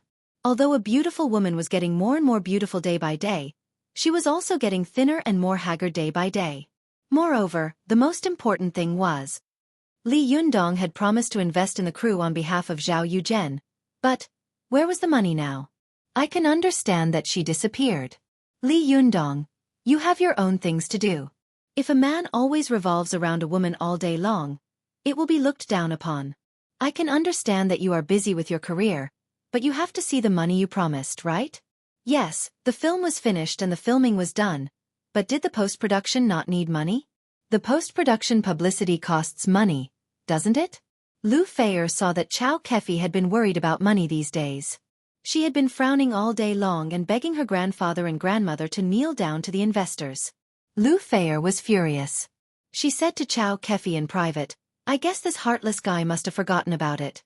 Xueqi didn't know about the popularity of Desanxian. At the beginning, she didn't expect Li Yundong to invest a large sum of money in it, so she didn't take it to heart. After all, Li Yundong had helped her solve the problem of the second female lead, which could be considered as ending her worry. But no money was no money. This was the weakness of the crew, which could not be made up for by technology. The emperor didn't send hungry soldiers. Who would work with you without money? When Xueqi's mind was not occupied by the mystical silver fox, she was really worried about these things, but she didn't want to go to Li Yundong. She always felt that it was very shameful and hurt her self-esteem to beg him in front of this little enemy. But Lu Feier, who was beside her, couldn't stand it anymore. What? Embarrassed? This is the money he promised? Okay, you're embarrassed. I'll do it. I'll scold him and see if he gives it to me. When Lu Feier said this, Xueqi's face turned pale. She quickly held her down so that she wouldn't go out and cause trouble for herself. In fact, Lu Feier was just saying it casually. How could she dare to scold this living immortal?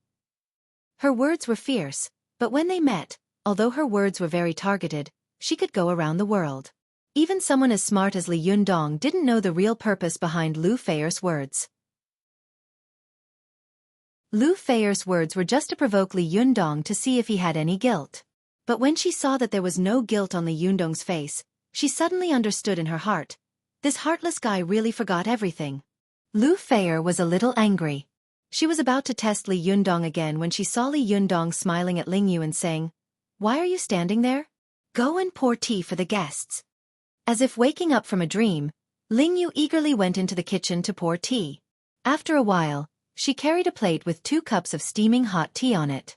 She passed by Ao Wushuang and walked towards Xueqi. Ao Wushuang, who was beside her, had an idea.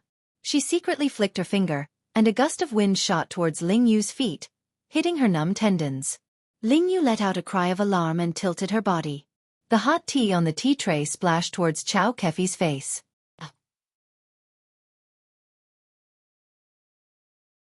Chapter 804. Tea wasn't usually brewed with water that had just been boiled. The tea that Ling Yu was holding was brewed with water that was around 85 degrees Celsius. Even though it wasn't 100 degrees Celsius, it would still be very unbearable if it was splashed onto a person's body. In Ao Wushuang's opinion, if it were her, she would definitely subconsciously use magic to control the cup of water that had been splashed over. Her purpose was also very simple. If Xueqi was already a mystical silver fox, she would definitely subconsciously block the cup of boiling tea in such an unexpected situation. However, if Xueqi was not the mystical silver fox with mystical luck now, it would be strange if her skin was not peeled off if she was scalded by the water. But if Xueqi was really not a mystical silver fox, then Ao Wushuang would be even happier, because it meant that there would be many opportunities for her to make a move, not just on the day of the Thunder Retribution. No one next to them had expected that Ling Yu would make such a mistake at this moment. They were all stunned for a moment. They watched the cup of hot tea being splashed toward Xueqi, and Xueqi herself seemed to be scared silly and did not react at all. Everyone could only watch the cup of water tilt little by little. The hot tea in the cup splashed out like a slow motion, splashing toward Xueqi's face and chest little by little. For a moment, even if someone wanted to make a move, it was too late. Xueqi was about to be drenched by the flying tea, but at this moment, the tilted teacup suddenly stopped in midair, and the water that splashed out suddenly froze, as if the scene had been fixed in place. Everyone was dumbfounded, but they quickly recovered from their shock and turned their gazes to a place not far away. Li Yundong stretched out a hand, as if he was grabbing something in the air. His 5 fingers closed slightly, and an invisible huge Xueqi, like invisible tentacles, grabbed the spilled tea and the tilted teacup in the air. Li Yundong was not the closest person to Xueqi, but he was the one with the highest cultivation here. He had reached the Jinshin phase. With a move of his mind, heaven and earth would move. With a move of his Xueqi, it was really easy for him to control things within 10 meters of him. Li Yundong waved his hand, and the boiling tea flew into his palm, gathering into a round rolling water ball. When everyone saw that he was so skillful in controlling the water outside his body, they were really dazzled and their hearts beat fast. Lu Feier was even more tongue-tied. She felt as if she was watching the special effects of a movie in a cinema. Her beautiful eyes were fixed on Li Yundong's hands, as if she wanted to see what kind of magic they had. Ao Wushuang hadn't expected that Li Yundong would help Xueqi at this moment. She thought it was a pity, but she was the first to exclaim.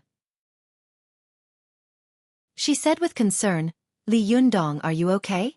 Xueqi's face was full of shock and fear. She glanced at Li Yundong and forced a smile. "I'm fine. I owe you another favor." Li Yundong smiled and said, "What are you talking about? It's just a piece of cake. You don't have to be so polite." As he said this, he glared at Ling Yu and lowered his voice to scold her in a low voice. "What's wrong with you?" Ling Yu was also confused. She unconsciously rubbed her feet with her hands and whispered with a strange expression, "I don't know. I suddenly felt a little pain in my feet." Li Yundong frowned slightly. He knew that if a cultivator suddenly felt pain somewhere, it was either because he had been attacked or because his qi was not running smoothly. In other words, there might be something wrong with his meridians and he might be possessed by the devil. Sometimes, ordinary people would suddenly have a feeling of shortness of breath in their chest or other places. This was the sudden obstruction of their qi. If this happened to a cultivator, it was an extremely dangerous signal. However, this kind of situation mostly happened when they were out of luck. Otherwise, with a cultivator's strong ability to adjust their qi, it was unlikely that this kind of situation would occur. Li Yunyang stretched out his hand and gently pressed it on Ling Yu's shoulder. His aura was now vigorous and powerful, which was rare in the world. Even if he pressed a finger on her body through her clothes, he could immediately detect the flow of qi in her body. However, Li Yundong immediately found that there was nothing unusual about Ling Yu's body. He couldn't help but be stunned, and his frown deepened. Just as he was about to ask again, Xueqi smiled and said, "It's okay. I'm fine, aren't I? How can a person not make mistakes, right?" She said this to Ling Yu, and Ling Yu nodded gratefully. Hearing Xueqi's words, Li Yundong didn't pursue the matter further. He nodded to Ling Yu and said, "Go make 2 more cups of tea. Pay attention next time." As he said this, he raised his other hand holding the flowing water ball, and the tea was thrown out of the window like a flying ball. As soon as he threw it out, he heard a scream coming from outside. It was obvious that someone had been tragically scalded. The corner of Li Yundong's eyes twitched, and he felt a little embarrassed. Everyone was also shocked and horrified. They poked their heads out one after another, only to see a middle-aged man holding a young and beautiful woman in one hand and hurriedly taking off his wig with the other. He looked at the tea leaves on the wig, stamped his feet, and cursed. When everyone saw him looking up, they immediately shrank their heads back and tried hard to hold back their laughter, not daring to make a sound. Li Yundong coughed dryly and smiled dryly. "This is a mistake, a mistake. How can people not make mistakes, right?" Ling Yu, who was standing to one side, quickly nodded. What a coincidence. She had made a mistake, and the leader had made a mistake with her. Was he going to smooth things over for her? It couldn't be, right? Li Yundong was also extremely embarrassed. He had casually thrown the tea out, which was naturally not a good behavior, but it couldn't be such a coincidence that someone happened to pass by downstairs. There was such a small chance that they would bump into each other? At this time, Lu Feier couldn't help covering her mouth and laughing. Well, I'm going to complain. Xueqi, who was standing to one side, quickly pulled her back and glared at her. Don't make trouble. This happened because of me. It's not Li Yundong's fault. Where do you want him to throw the tea? Do you want him to throw it in your face? Lu Feier quickly waved her hand and said, Ba, it's better for you to die than for me. You'd better continue to pour the tea on the man downstairs. He doesn't look like a good person to me. Li Yundong shook his head and said with a wry smile, I was lazy and didn't go to the bathroom to pour the tea. Alas, I'll go down and apologize to him later. Zi Yuan, who was standing to one side, nodded secretly and thought to herself, Li Yundong's cultivation is so high now that he has the power to move mountains and fill seas. Now that he has done something wrong, he can still put down his pride and apologize to an ordinary person. This is really rare and commendable. Not bad, not bad. But as she was thinking about it, she suddenly heard a loud knock on the door. A man outside the door shouted, F*CKU, who poured tea just now? Come out. Everyone immediately looked at each other. Well, the owner of the matter had come to find them. Hearing his harsh words, Xueqi frowned and said coldly, Master, I'll go open the door. Li Yundong knew that Xueqi was impulsive. Once she opened the door, she would definitely say something bad and the two sides would definitely quarrel. He quickly persuaded her, Forget it, I'll go open the door and apologize. It's not a big deal. When he walked over and opened the door, he saw a middle-aged man in a suit and leather shoes. His head was as bald as a taklamakan, and there was not a single strand of hair on his head. He still had one arm around a coquettish young woman with heavy makeup next to him, and the other hand was holding a wet wig. The man was looking at him with a hostile expression. The middle-aged man could tell that he was a government official just by looking at his face. He was used to bossing people around. Now that he was in such a sorry state in front of his little lover, he was furious and naturally became even more domineering and unreasonable. He was originally ready to rush to spend the night with his little lover in the Golden House, but he didn't expect that a cup of boiling tea would fall from the sky. Not only did it burn him to the point that he screamed, it even scalded his tongue so much that it became soft. All of his sexual desire was gone. The middle-aged man's face was full of anger, and his fingers almost poked Li Yundong's face. Did you pour the tea from the window just now? Seeing that he was aggressive, Li Yundong frowned secretly, but he still smiled and said, I'm sorry. It's my fault. I'll apologize to you. Li Yundong apologized gracefully. The eyes of the little lover next to the middle-aged man lit up. She just looked at him playfully. She wanted to grow hooks in her eyes and hook the man in front of her into her stomach. The middle-aged man glanced at Li Yundong and felt ashamed in his heart. Looking at the faint smile on Li Yundong's mouth, he felt that it was more and more dazzling.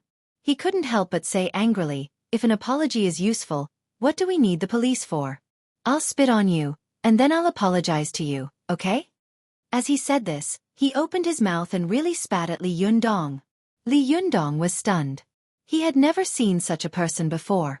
The zhenqi in his body automatically rebounded and immediately bounced back the saliva.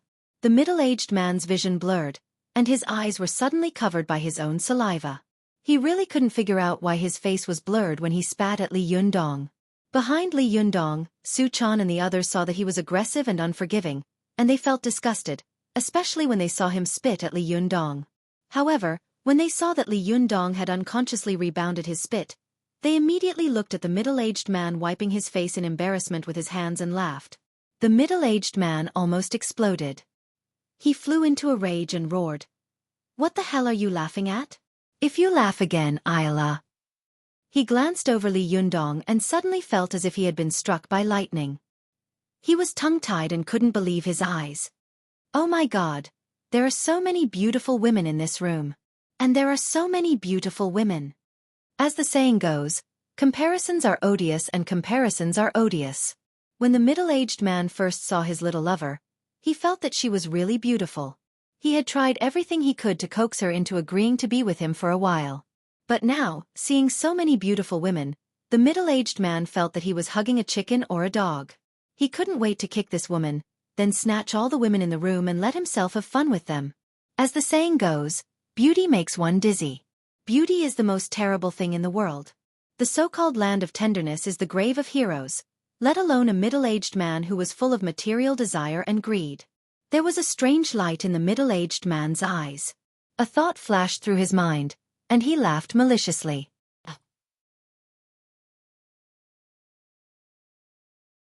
Chapter 805.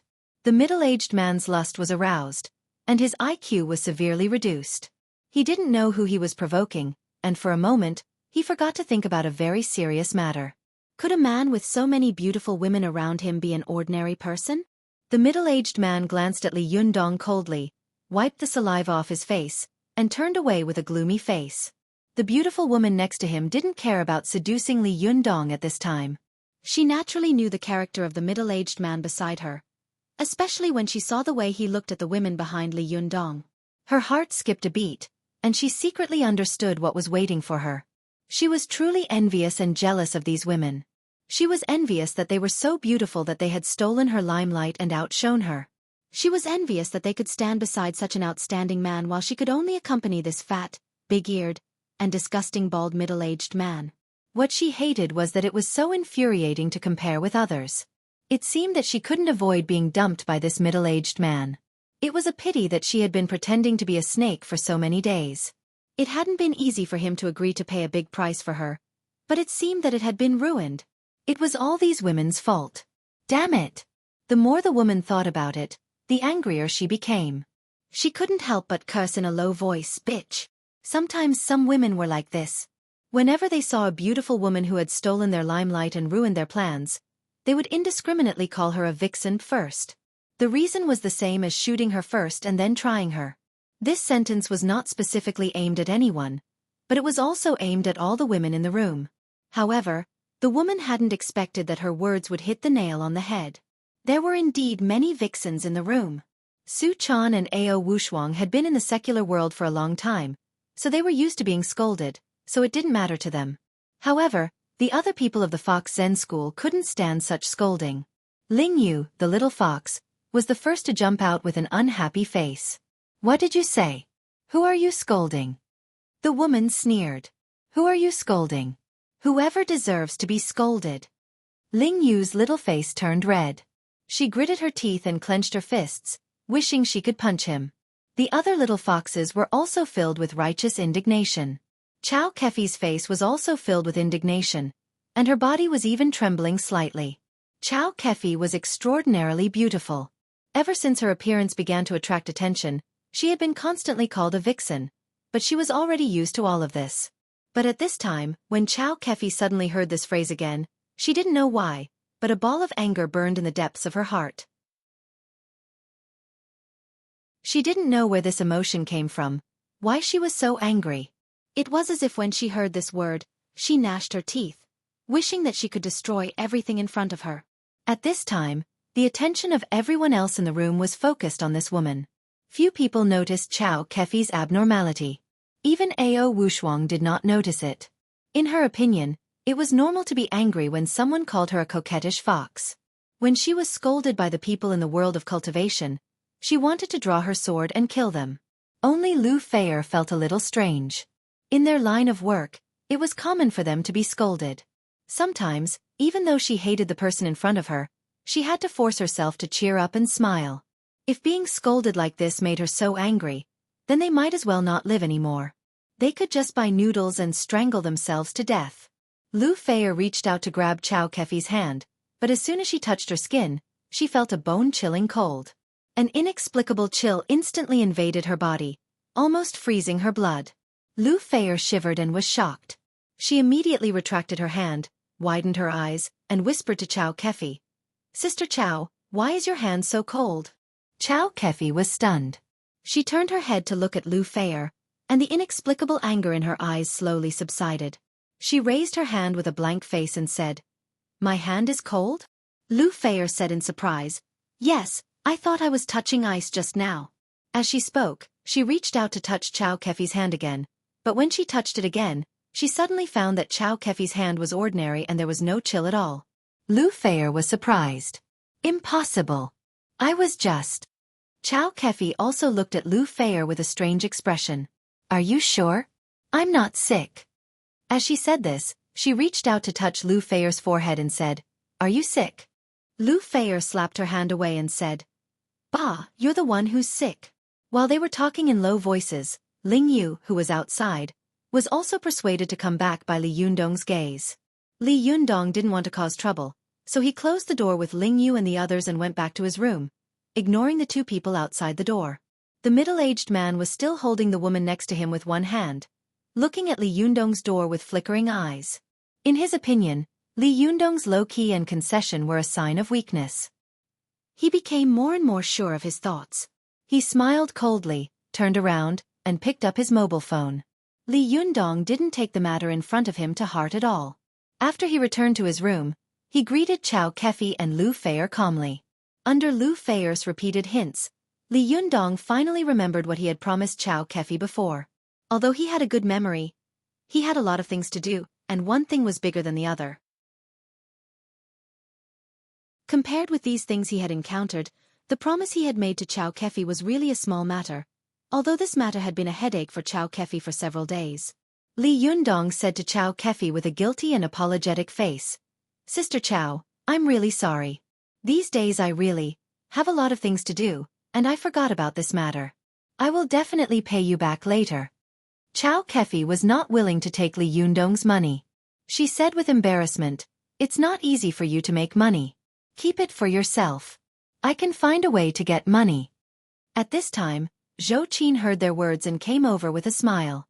"President Qiao, don't be polite with my master. If it's not easy for him to make money now, there is really nothing in the world that is easy to make money." Lu Feier and Xueqi looked at her curiously and asked in unison, "What's wrong?" Xueqi chuckled and explained the current situation of Desanxian. Only then did the two women suddenly understand. A large group of Japanese believers had come all the way to Tiannan City to be rich. If it was not easy to make money, then there was really nothing that was easy to make money. Lu Feier's eyes widened in surprise. Is the business of Desanxian so good now? Is it so exaggerated?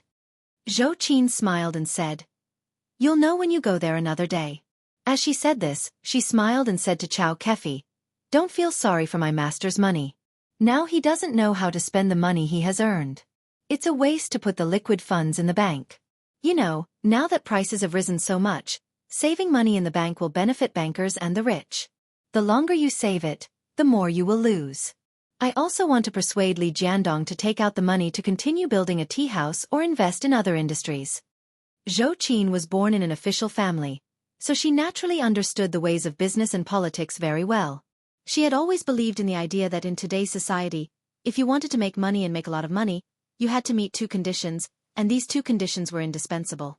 These two conditions were: first, you had to have money. Without money, you really couldn't do anything. You could only work for others. Others ate meat, you ate onions, others ate vegetables, and you drank soup. As the saying goes, it is difficult to be a hero without a penny. At that time, Li Jiandong was so worried about the starting capital that he wished he could pawn it himself. Any industry needed investment at the beginning. Even if you wanted to get something for nothing, you still had to invest money first. Money was a prerequisite for becoming rich and making a lot of money. No matter how good a person's business skills were, if you didn't give him a penny, he would still be helpless. This was the saying, "A clever woman can't cook without rice." But money alone was not enough. The second point was, you had to have connections. Without connections, no matter how rich you were just a headless fly.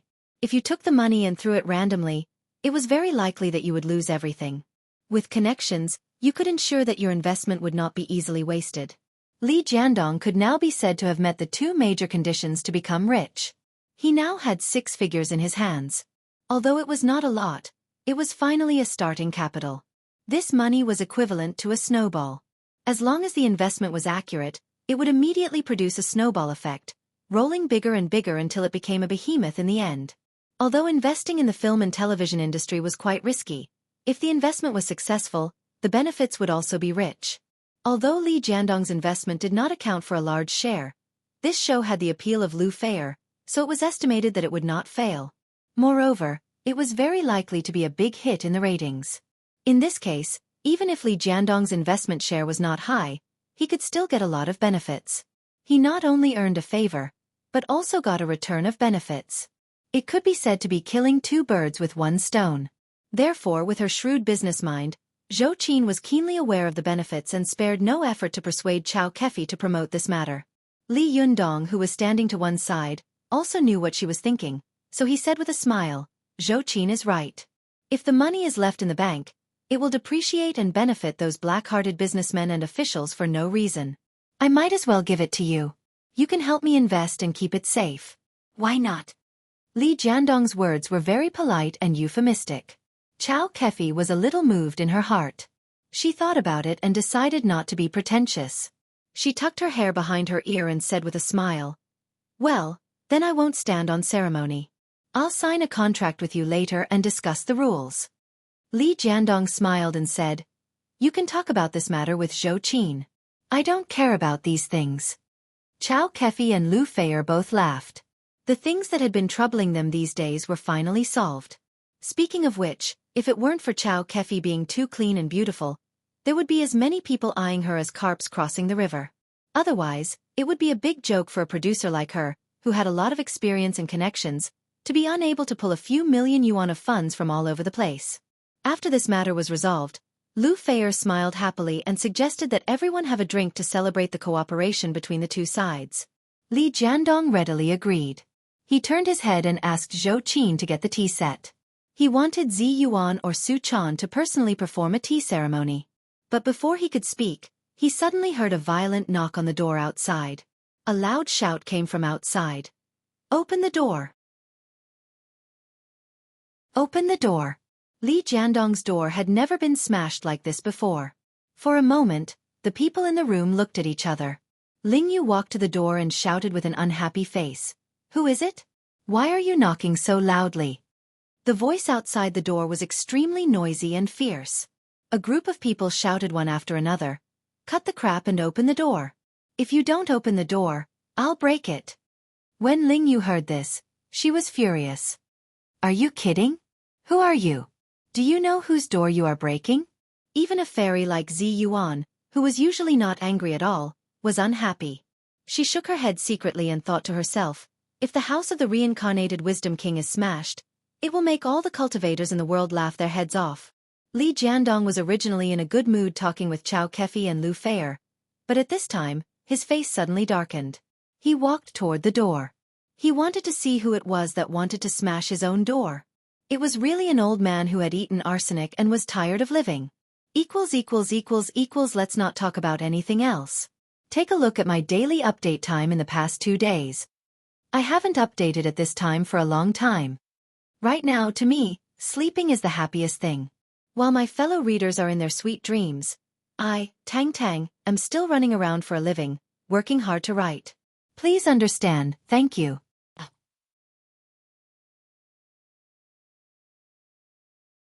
Chapter 806. Li Yundong walked to the door and pulled it open. He was greeted by a group of policemen in uniform, who were yelling at him, "Police! We received a report that someone is prostituting here." "What?" When the people in the room heard this, they were all furious. All of them were beautiful women, and all of them cherished their reputation. Now they were being accused of prostitution. It was really intolerable. Li Yundong was also furious. Ever since he had cultivated to the top phase of Jinshin and comprehended the truth of heaven and earth, he had rarely lost his temper.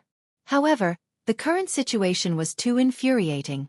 Even a clay figurine would be angry, and even Buddha would be angry, let alone Li Yundong, the reincarnated Wisdom King. If Li Yundong hadn't had such a strong aura and stood at the door like a wall, blocking the way, the policeman would have rushed in like a tide. At this time, he said with a dark face, "Who reported that someone was prostituting here?"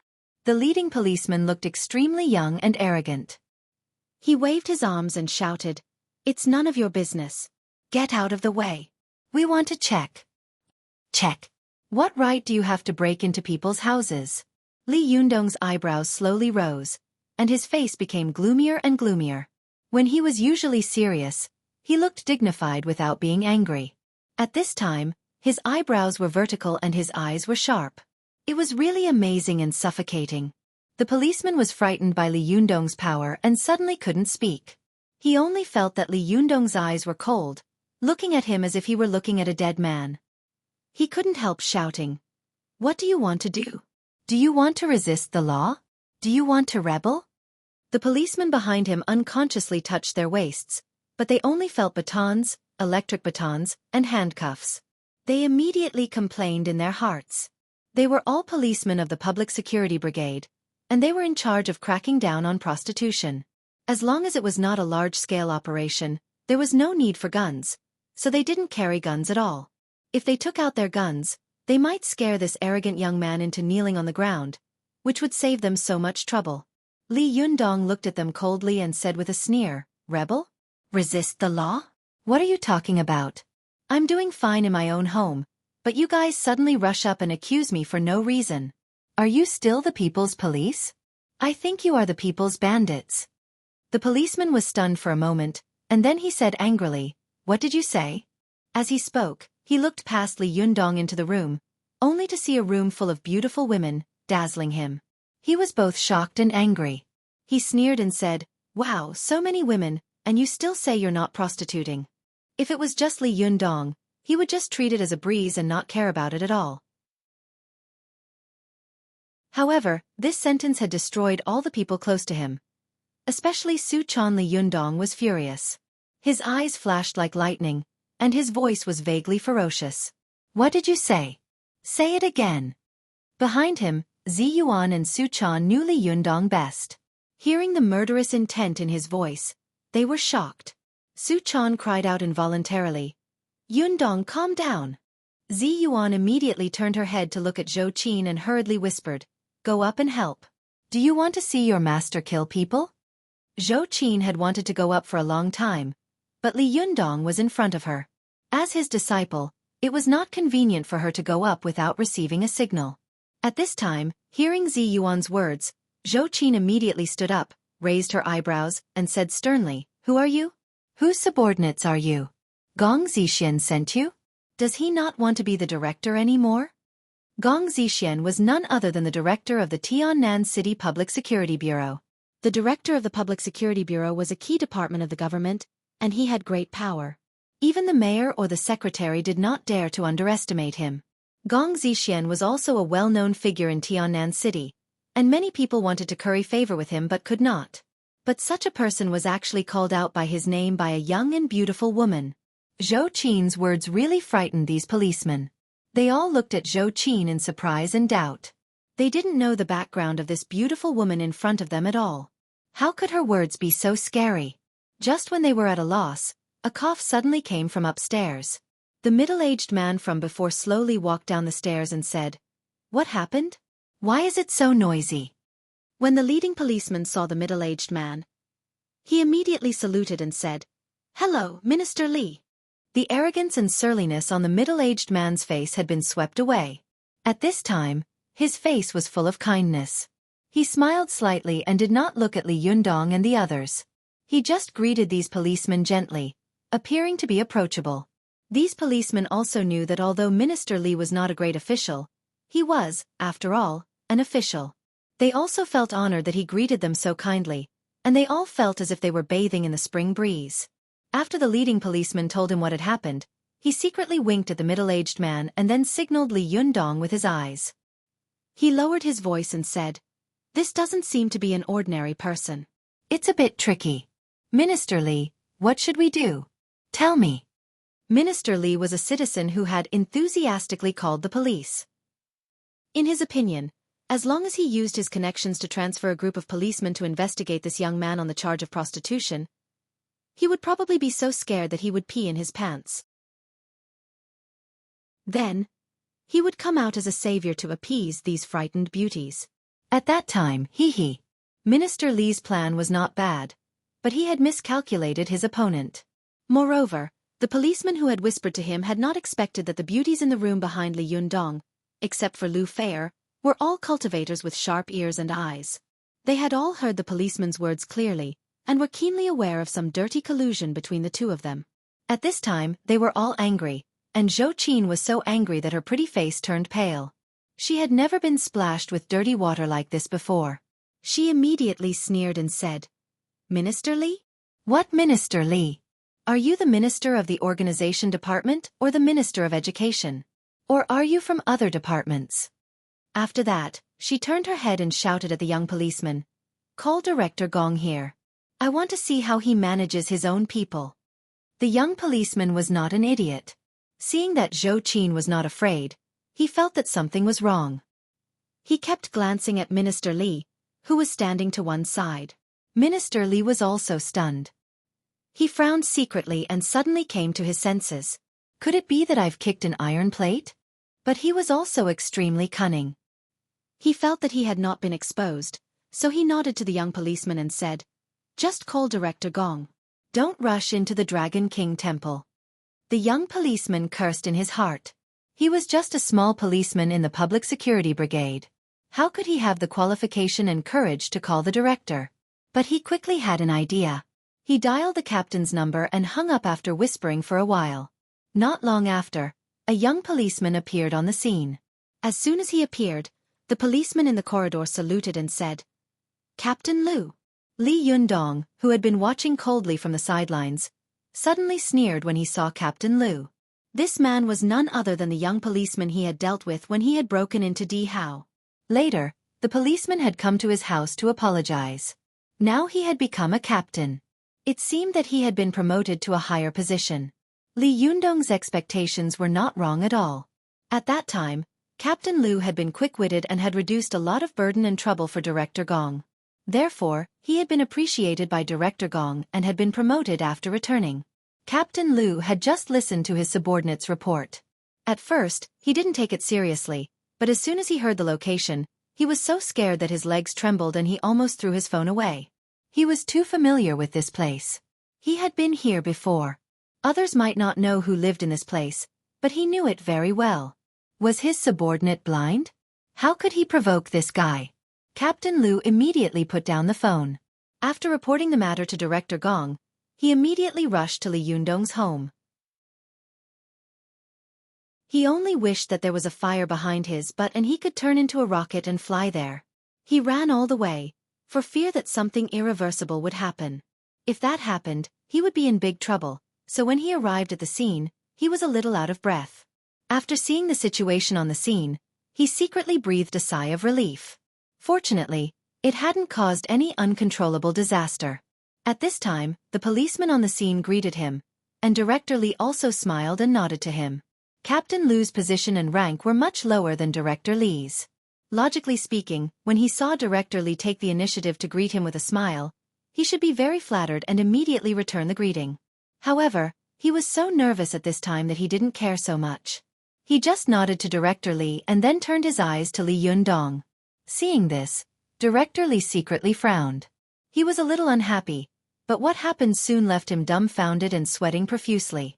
He saw Captain Lu salute Li Yundong, then stretch out his hands with a nervous and respectful expression, as if he had met his own ancestor. Young Master Li, I'm late. You've been wronged. Are you all right? Director Gong asked me to say hello to you. He is outside on official business and can't come back for the time being, so he asked me to come in his place. This time, the policemen on the scene were so scared that their faces turned green. Their captain had actually said such words to Li Yundong so respectfully and even stretched out his hands to shake hands. In the officialdom, shaking hands was a skill. Extending one hand and extending both hands was very particular. Generally, only the superiors and subordinates who were quite different from each other would shake hands. In order to show respect and fear, the subordinates would stretch out their hands to shake hands with their superiors. What was the background of this young and handsome man in front of them? How could he make their captain act like this? Director Li was also dumbfounded. Although this Captain Lu's position and rank were lower than his position was in a key department. He had a lot of power in his hands. His department, on the other hand, could not be compared to the department he was in. Therefore, even if the two of them shook hands, Captain Lu would only stretch out one hand. He would never stretch out both hands. The group of policemen was terrified, and Director Li, who had been wishful thinking, was even more nervous. He began to plan a way out. The group of people was dumbfounded, but soon Captain Li saluted Xueqi again and said more respectfully, Miss Zhou, Director Gong asked me to say hello to you and to Governor Zhou. Governor Zhou. The policeman only felt that their eyes were going dark. Director Li shivered and almost fell down the stairs. He only felt bitterness in his mouth. He had made a smart plan, but he didn't expect that it would ruin him. What kind of joke was this? They actually framed a provincial governor's daughter with the crime of selling sex. This was a dead end.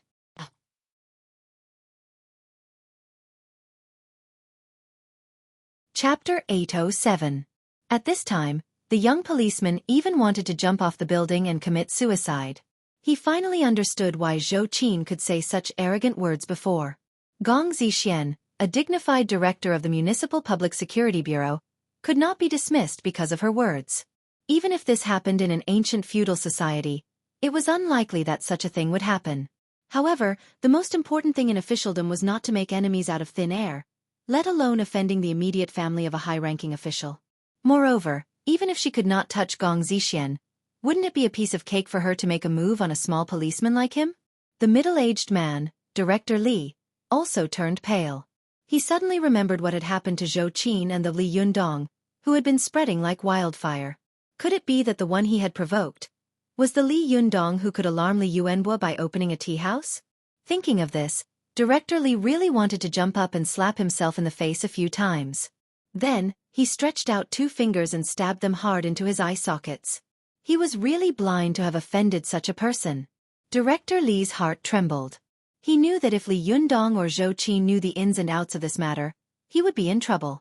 Therefore, he immediately grabbed the young policeman, coughed dryly, and said in a reproachful tone, "Xiao Wang, it's not that I want to criticize you. It's good for you to go out and clean up the filth of society, but you should be more civilized when enforcing the law.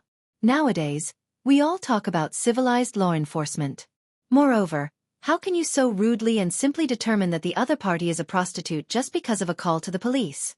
Director Li's hand squeezed Officer Xiao Wang's palm hard. The hint was very obvious. If you don't expose me, I'll owe you a favor. In the future, even if you get screwed over, I'll still be there to help you. If you expose me, just you wait.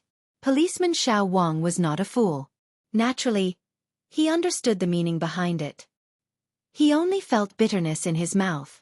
When he received Director Li's call, he took the lead and went straight here with a few of his men to crack down on prostitution. However, he didn't expect to kick an iron plate and break his own foot. The most tragic thing was that Director Li, the initiator of all this, had first cleared his name and let him rush out to take the blame. But what was even more tragic was that he still had to take the blame for this. Otherwise, if he were to forcefully remove himself from this matter, then he would definitely suffer an extremely miserable end in the future. If he was blamed by Xueqi, Li Yundong, and the others, he would at most lose his position. Later, Director Li could still help him.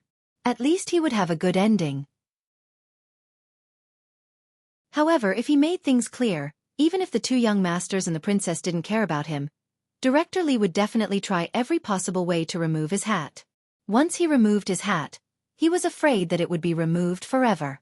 At that time, no one would be able to help him. Most of the officials possessed a nimble mind. Although they weren't usually intelligent, when it came to their own benefits and official hats, their intelligence and wisdom could truly cause Einstein to feel inferior to death. In an instant, Policeman Xiao Wang clearly understood the gains and losses in this matter. For a moment, his heart was filled with grief and indignation. He looked at Li Yundong and Xueqi with a face full of tears, trembling and stammering, wanting to say a complete apology, but when the words were on the tip of his tongue, he couldn't say them. Li Yundong nodded to Captain Lu, who had already been promoted, and said, "Since it was a misunderstanding, then forget it. Be careful in the future and don't jump to conclusions so easily." Captain Lu was greatly moved. He saluted again, then stretched out his hands and said excitedly, "Child Li, you are really magnanimous. On behalf of the entire Tiannan City Security Brigade, I would like to express my gratitude to you. When we go back, we will definitely reflect on this matter and avoid such a thing from happening again." Only then did a slight smile appear on Li Yundong's face. Captain Lu shifted his gaze to Xueqi again. With a dry smile on his face, he said ingratiatingly, "Miss Zhou, this is just a misunderstanding. How do you think we should deal with it?" Xueqi sneered and glanced at Director Li, who was not far away from her. She also knew that this policeman was just a gun being used. The real bad guy was Director Lee. But now that he had cleared himself clean, even if she wanted to cause trouble for him, she was afraid that she wouldn't have an excuse. If she insisted on causing trouble, Director Lee would bite the bullet and shout that he was wronged. Then things would really be a little difficult to clean up. Although she could always find a way as long as she found the phone number to report the case, it would be too embarrassing if the news spread. It was fine if she was innocent, but there were also Zi Yuan, Su Chan, and so many other people here. Moreover, her master was also implicated in it. It would be fine if others chewed on her tongue, but if they also chewed on Li Yundong's tongue, then Zhou Qin would definitely fly into a rage. Zhou Qin snorted and said meaningfully, "Don't worry, I'm not an unreasonable person. If it's just a misunderstanding, then let bygones be bygones. But as long as it's someone who really wants to frame us and smear us, I will never let them go." Hearing this, Captain Liu quickly nodded and said with a smile, "That's true. We won't let go of such people who start rumors and slander outstanding citizens like Miss Zhou and Child Li." When Li Yundong heard this, he thought, "Well, since when have I become an outstanding citizen?" He smiled inwardly, but the smile on his face became very gentle again. "Forget it, you can go back. It's almost the new year, and you're very busy with work. It's normal to receive false calls and make mistakes in judgment." Captain Liu's heart was as comfortable as drinking a glass of warm water on a cold day. He felt very excited. Look, this is what it means to be magnanimous. At this time, Director Lee, who was standing to one side, couldn't stand still. No matter how he listened, he felt that Zhou Qin's words seemed to be directed at him. Especially after he watched coldly for a while, he saw Zhou Qin glance at him. Her eyes were really cold and sharp, which made him shudder. Director Lee felt as if there were pins and needles on his back. He also laughed and said, "Since it's a misunderstanding, I'll go back." After that, he forced himself to calm down and walked upstairs. As soon as he disappeared from the sight of Li Yundong, Zhou Qin, and the others, his face became extremely ugly and weak. He almost couldn't climb the stairs. Thinking of Zhou Qin's words, he wanted to escape from this place immediately and run as far as he could. But he also knew that he couldn't leave now. Once he did, the other party's suspicion would really be confirmed. He should even show more enthusiasm at this time, and it would be best if he could invite the other party to his house for a chat. If he had known that there were such two big shots living downstairs in the room he had arranged for his little lover, such a thing would not have happened. After Director Lee returned home, he wandered around the room like a headless fly for a long time. Then he gritted his teeth, turned his head, and shouted at his little lover, who was looking at him with a strange look in her eyes. Go downstairs with me." The little lover didn't know what Director Lee had just done. As soon as she heard that he wanted her to go to the place downstairs where there were many beautiful women, she was unhappy. She shook her head and said, "I won't go." Director Lee's heart was already full of evil fire. He immediately turned his head and said fiercely, "Are you going?" The little lover was shocked by his ferocious face and immediately said obediently, "I'll go with you. Why are you so fierce?" Seeing that she had agreed, Director Lee calmed down a little. He thought for a moment, gritted his teeth, and said, "Do you still have the shopping cards I gave you last time?" The little lover answered absent-mindedly while touching up her makeup. "Yes, what's wrong?" Director Lee said, "Take them out and wrap them in a red envelope." When the little lover heard this, she was unhappy. She put down the makeup box in her hand and said angrily, "You gave them to me." These shopping cards had been bribed by Director Lee. These were the safest things to give away these days. However, Director Lee had so many shopping cards in his hands, and it was useless. He couldn't use them all, so he gave them to his little lover to please her. If it had been in normal times, when the little lover got angry, Director Lee would have immediately smiled apologetically and carefully coaxed her. However, now that his job was in danger, how could he care so much? The most ruthless people in the world were politicians. As long as there was a problem, their first reaction was always to protect themselves first, and they would never think about other people. Director Lee glared at her and said sternly, "Can't you take back what I gave you? If you keep talking, I'll kill you."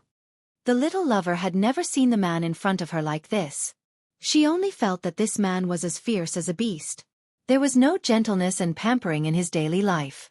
She was so scared that she trembled all over and didn't dare to say another word. She quickly went into the room, put more than a dozen shopping cards in a red envelope, and took them out. Director Lee led her downstairs without saying a word. When the two of them arrived at the door, they carefully knocked on the door. They no longer had the arrogant and despotic demeanor from before. Their expressions were like sinners waiting to be judged. Before long, the door was opened. It was a smiling and stunningly beautiful woman. It was Xueqi.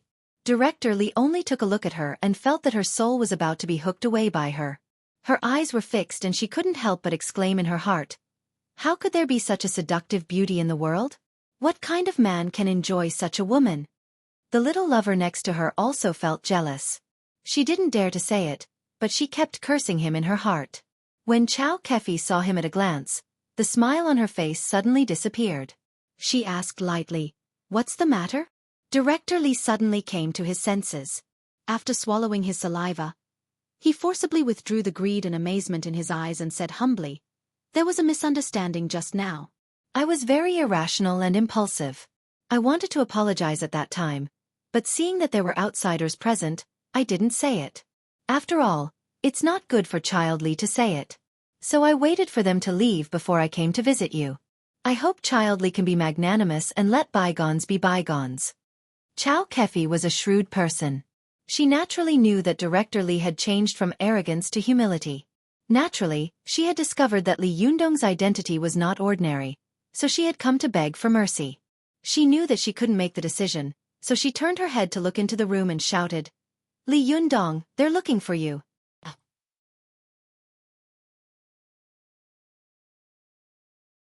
Chapter 808.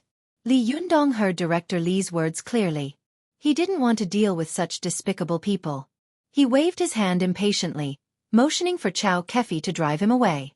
Xueqi had to turn around and say to Director Lee, "Don't worry, it's okay. Li Yundong is busy. He has no time to see you." Director Lee became more and more nervous. He held up the red envelope with both hands and said with a smile, "The new year is coming. I don't have any greeting gifts. I only prepared these in a hurry. I hope Mr. Lee will like them." Xueqi glanced at the red envelope and frowned secretly. She didn't know what to do. Just as she was about to look back, she saw that Li Yundong had already walked to her side. Although there was a smile on his face, there was a faint trace of displeasure in his eyes. He said, "Director Lee, I've received your kindness. It was indeed my fault that caused the conflict just now. I apologize to you, but please take it back." Li Yundong's attitude had been neither servile nor overbearing. Even when he hadn't revealed his identity, he appeared calm and composed. He didn't back down because of the other party's arrogance, nor did he become aggressive because of the other party's humble flattery. He showed his excellent character. Director Lee's little lover saw this and sighed in her heart. This is a dragon among men. I wonder how many lives of good fortune it takes to be able to snuggle up to such a man. While she was thinking about it, Director Lee smiled awkwardly and held the red envelope in his hand. He didn't know whether to accept it or not. Xueqi saw that Li Yundong was too embarrassed to drive him away, so she smiled and said, "Well, that's it. It's over. We still have things to do." The smile on Director Lee's face froze and he cursed in his heart. But he didn't dare to pester and refuse to leave, so he nodded and bowed and said, "Well, I'll come back another day to visit." As he said that, he secretly kicked his little lover next to him, indicating that she should also say something. The little lover was a little jealous of Xueqi's stunning beauty. After being kicked by Director Lee, she also smiled and said sweetly, "Yes, it's going to be the new year soon. When the time comes, the two families will have a good time together."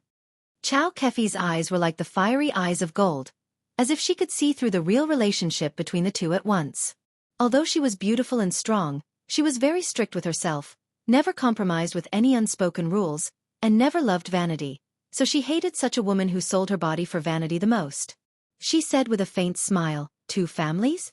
All right, when the time comes, this little sister must bring her family along. Let's have a drink together." When the little lover heard this, her face changed as if she had been slapped in the face in public. If it had been in front of others, she might not have been so angry, but she felt that Xueqi had said such words in front of Li Yundong. She simply wanted to find a hole to hide in. Learn. The little lover gritted her teeth in hatred and thought to herself, "What are you pretending for? There are so many women around this man. I don't believe you are his first wife. You are a sly fox. Why are you pretending to be pure?"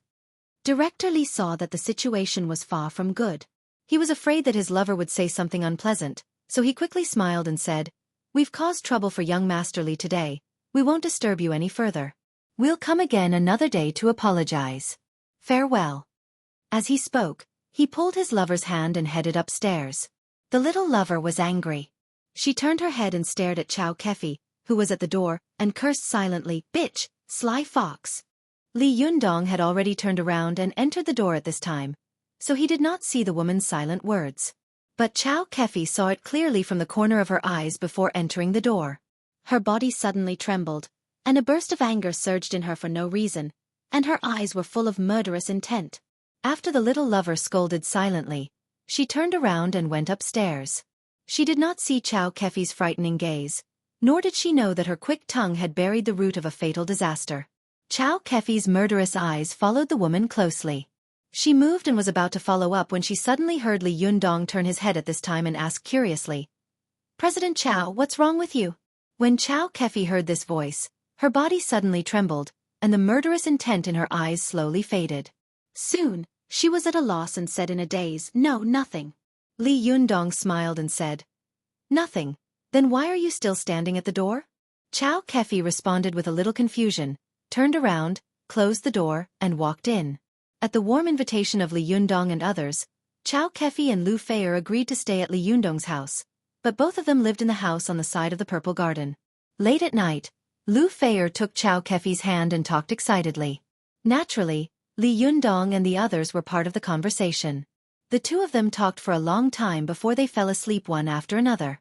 After falling asleep, Xueqi fell into a dream. She had dreamed of this dream more than once, but the previous dreams were very vague.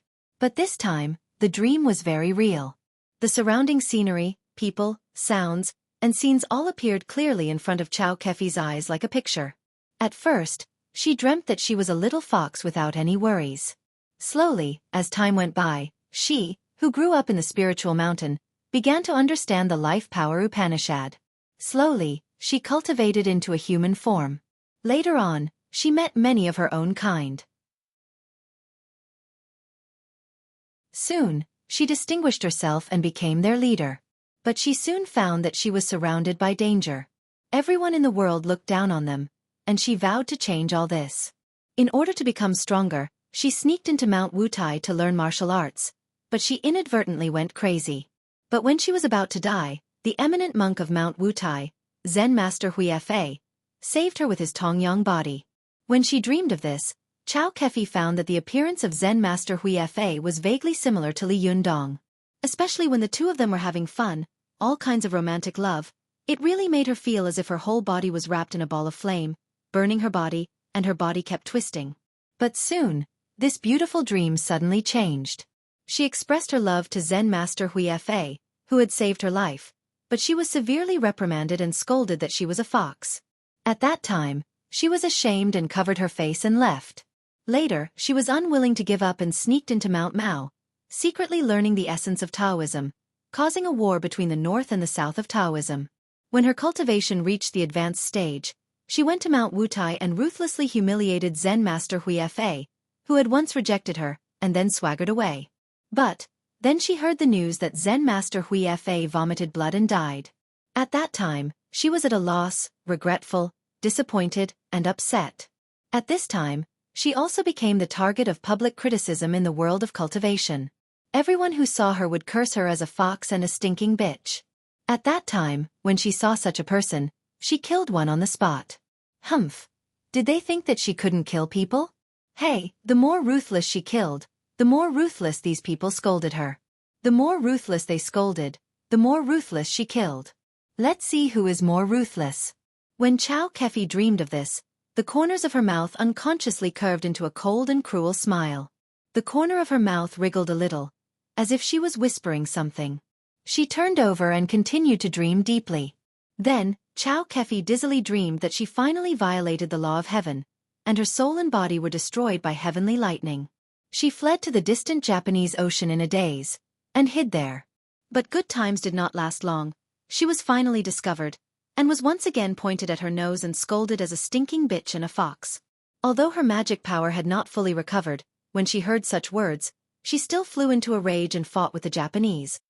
After that, Xueqi dreamt that she had fallen into an incomparably chaotic black hole. She had been trapped for nearly 1,000 years, but all of a sudden, the chaotic black hole cracked open with a kachub sound. She suddenly saw a sky full of blood sprinkling down, and above her head was a floating bloody pagoda. At this moment, countless memory fragments automatically reorganized in an instant and gathered together. Xueqi suddenly opened her eyes.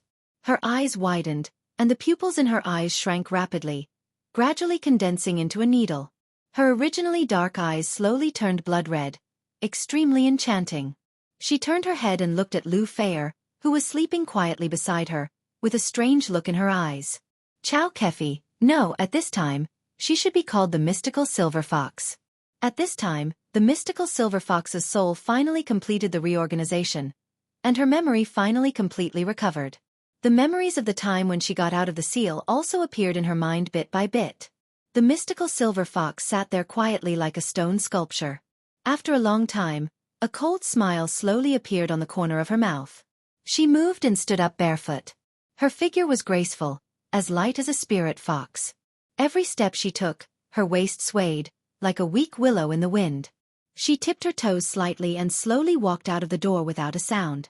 After the mystical silver fox went out of the room, she looked around in the empty and quiet living room, and then quietly pushed open the door of the balcony. She walked to the balcony and looked up. She tapped her toes lightly and jumped quickly. When she landed again, she had already landed on the balcony upstairs. The mystical silver fox glanced inside and saw that the floor of the house was in a mess. There were discarded clothes everywhere. With the help of the moonlight, she could clearly recognize that these clothes belonged to the woman who had scolded her before. The corners of the mystical silver fox's mouth slightly curved into a cruel and bloody smile.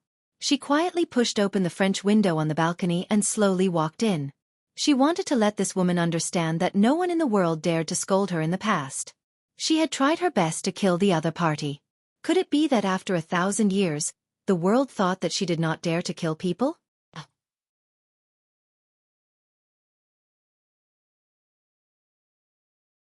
Chapter 809.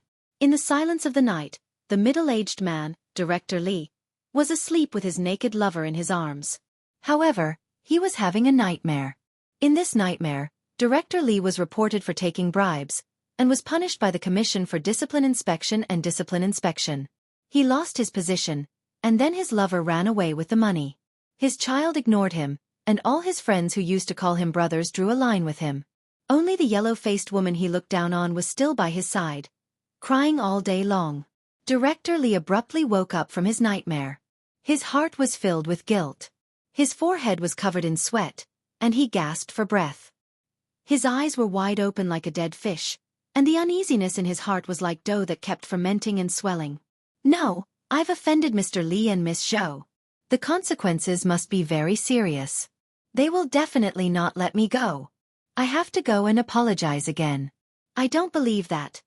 There's no one in this world who isn't greedy for money. Director Li picked up something and wiped the sweat off his forehead as he thought to himself with lingering fear. In his opinion, all men in the world were as greedy as he was. This Mr. Li had so many beautiful women around him that he couldn't curry favor with him, but he could curry favor with money. As long as he gritted his teeth and spent a lot of money, he might be able to get a big backer like Mr. Li. Then, he would be able to get back 100-fold in the future. The main reason why few officials in China did good things was because they treated being an official as an investment and a business. As the saying goes, traveling thousands of miles to become an official is for money. As long as they can earn money, they are willing to pay any price. From power, money, and beauty to the interests of the common people and their own souls, there was nothing that they couldn't trade or sell. Director Li thought very seriously. He had apologized to Li Yundong and Zhou Qin before, but he didn't get a response from them.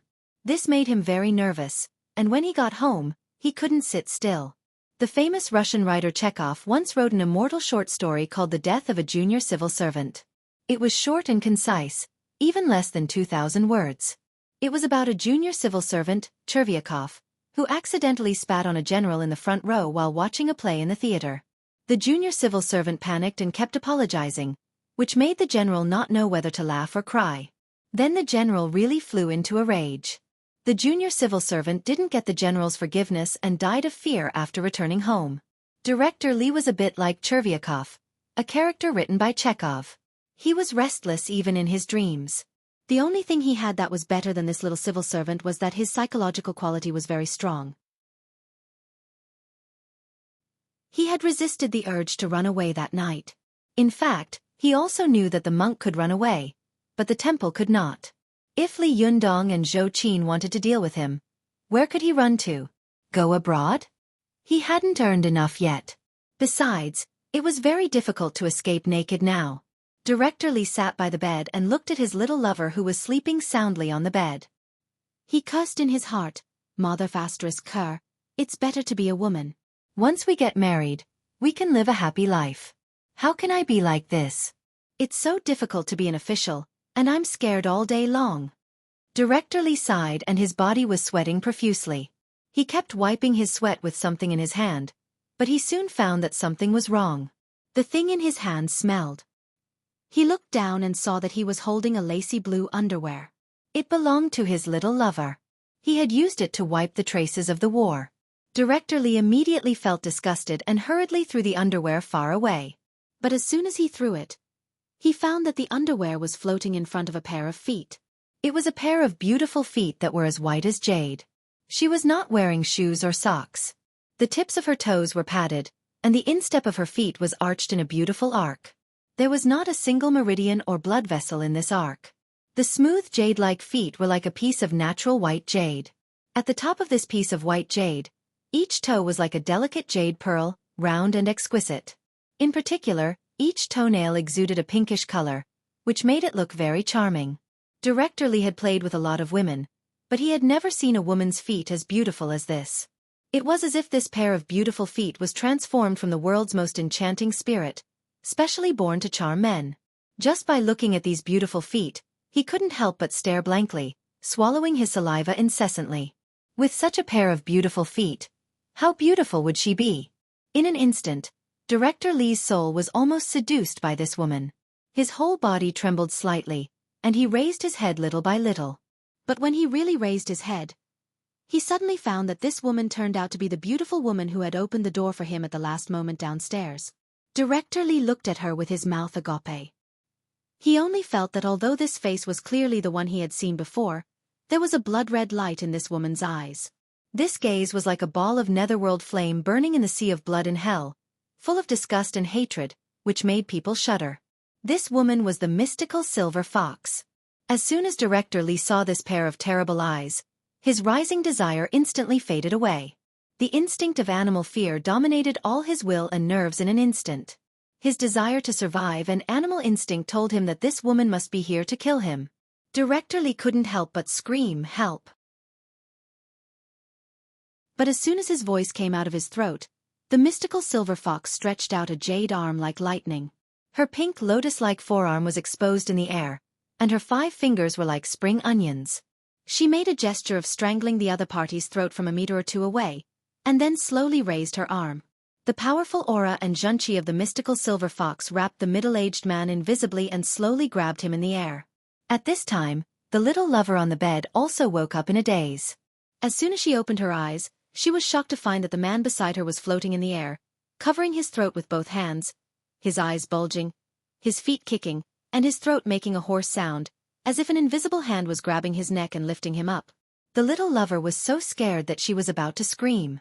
The mystical silver fox immediately stretched out another hand and lifted her up in the air. The mystical silver fox raised her hands horizontally and carried the man and woman in the air like a chicken. The corners of her mouth curled up slightly, and her smile was cold and full of ridicule. Her body moved, and in an instant, she disappeared with the 2 people, and then appeared more than 100 meters above the ground. At this time, the moon was bright and the stars were sparse. Director Lee and his little lover were struggling frantically. Their eyes were full of the cold and ferocious smile of the mystical silver fox. In addition, there was a cold crescent moon hanging high in the sky. At a height of more than 100 meters, the cold wind was blowing. It was really a dark and windy night for killing. Director Li and his little lover were so scared that they peed their pants. None of them understood why this extremely beautiful woman in front of them could fly up with them. Moreover, why did she want to kill them? Could it be that I've done too many sins and this is my retribution? A thought suddenly flashed through Director Li's mind. Cultivators could not kill mortals with magic treasures, but this did not mean that cultivators could not kill people or ordinary people. Especially for people like the mystical silver fox, who had been fighting with others almost all her life, there were at least 9,000 ways for her to kill ordinary people without using magic treasures and magic such as Nauj. The mystical silver fox held her little lover in one hand and suddenly smiled. You must regret it. Why did you scold me before, right? Only then did the little lover realize that she had said one more word with a cheap mouth, which immediately aroused the revenge of the mystical silver fox, who would seek revenge for the smallest grievance. In the end, she brought about a fatal disaster. Her throat was choked and she couldn't speak, but her eyes kept crying. Her eyes begged the mystical silver fox to spare her life. However, the mystical silver fox shook her head with a smile and said, I know that you must be saying in your heart, spare my life. I won't dare to do it next time. The mystical silver fox chuckled and said, But do you know? There was once a person like you who spoke ill of me. I swore to kill him, but after he was defeated by me, he begged for mercy. My heart softened and I forgave him. But in the end, this person took the lead in gathering almost all the experts of all the sects in the cultivation world. He attacked me when I was practicing the 9th phase of the heavenly Jindan technique. Because of this, I wandered to Dongying, and those dwarves took the opportunity to seal me for nearly 1,000 years. From then on, I never believed in any begging for mercy. As she spoke, the mystical silver fox brought the woman to her eyes, and the smile on the corner of her mouth became colder and colder. She said slowly, Remember not to curse people casually in your next life. After that, she loosened her hand, and the beautiful little lover fell down like a kite with a broken string. The little lover kept waving his limbs in the air and screaming hysterically. But not long after, he fell to the ground with a bang, and the screams stopped abruptly. When Director Li saw that the beautiful woman who had just been on his pillow had died in an instant, he was so scared that he almost fainted. At this time, his mind was in a mess. There was a hysterical voice shouting in his mind. Who is this person? What cultivation world? What heavenly Jindan technique? What seal? Is this a dream or a movie? What the hell is this? Director Li closed his eyes. He wished that all this was just a nightmare. As long as he opened his eyes again, everything would be safe. But at this time, the mystical silver fox looked at him and suddenly giggled. You are really afraid of death. Do you still look like a man? Don't worry, even if I want to kill you, I will suck up your yang qi and let you die of bliss. At this time, Director Li suddenly opened his eyes. He was really dizzy. He actually had the idea of dying under the peony skirt, and becoming a ghost was also a romantic idea. His eyes bulged, and suddenly there was a trace of burning desire in them. Even the mystical silver fox, a demon who had been enchanted all her life, was stunned when she saw such a fearless embryo. Suddenly, she felt disgusted for no reason. She sneered and said, Idiot, what kind of bliss do you think it is? After that, she stretched out her hand and pressed it on the top of his head. As soon as her zhenqi moved, she was about to drain the essence and blood of the middle-aged man. When the mystical silver fox had been sealed in a huge stone by the Japanese yin-yang master, Abe Yasuo, the soul of the mystical silver fox had been crazily absorbing the vitality of any life around the stone. As long as the mystical silver fox was given a certain amount of time, she would be able to absorb enough vitality, restore her strength, and break the seal. Abe Yasuo was alert to this. He joined hands with the famous monk Xian Wang to seal the soul of the mystical silver fox deeply again, and quietly replaced the killing stone with the Qingming shrine. He guarded the seal with the power of the family for generations. When the mystical silver fox was sealed, as long as she passed by the killing stone, her life would be sucked dry by her, not to mention that she had been released now. It was strictly forbidden to kill people with magic and magic weapons in the cultivation world, but only this kind of kung fu similar to the star-sucking technique took advantage of this loophole. This kind of kung fu that absorbed other people's essence was neither magic weapon, nor zhenqi to kill people. It just used the energy law in physics that powerful material energy would definitely attract weak material energy. The energy of the mystical silver fox was much stronger than that of the other party, so it could easily attract the other party's energy, causing the other party's vitality to be cut off and die. Strictly speaking, this kind of death was considered to be the exhaustion of vitality. Although it was caused by external factors, it would be automatically judged as natural death by the power of heaven, and it would not be restrained by the power of heaven at all. Therefore, this kung fu had been listed as a taboo since ancient times, and those who practiced it would be condemned by the whole world. At that time, the mystical silver fox had shouted and killed wherever she went because she had practiced this kung fu that made heaven angry and people resentful. At this time, she habitually wanted to suck up the other party's essence and blood, but as soon as her Xueqi entered the other party's body, she suddenly thought of something. She slowly retracted her hand and smiled coldly. Forget it. Your breath is too dirty and disgusting. Be a clean person in your next life.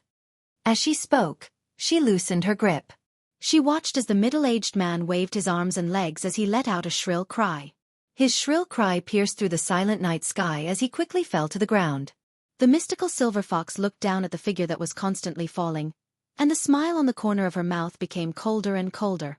She couldn't help but slowly raise her eyes and look at the distant east. She slowly murmured, "Those who have fought against me and offended me, it's time for you to pay the price. Soon I will come to you." After that, her figure flashed and disappeared, leaving only the cold bright moon hanging high in the sky. In the distance, a dark and heavy cloud slowly covered the sky and the moon.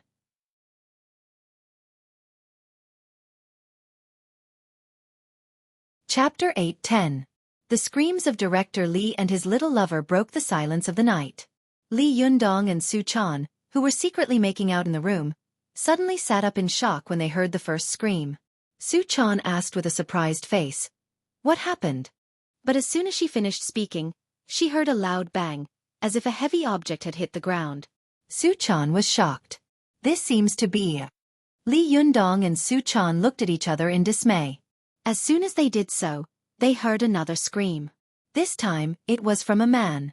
After a while, there was another thud, as if a heavy object had hit the ground. Li Yundong's face darkened. He didn't have time to be intimate with the girl. He winked at her and hurried out of the door in their pajamas.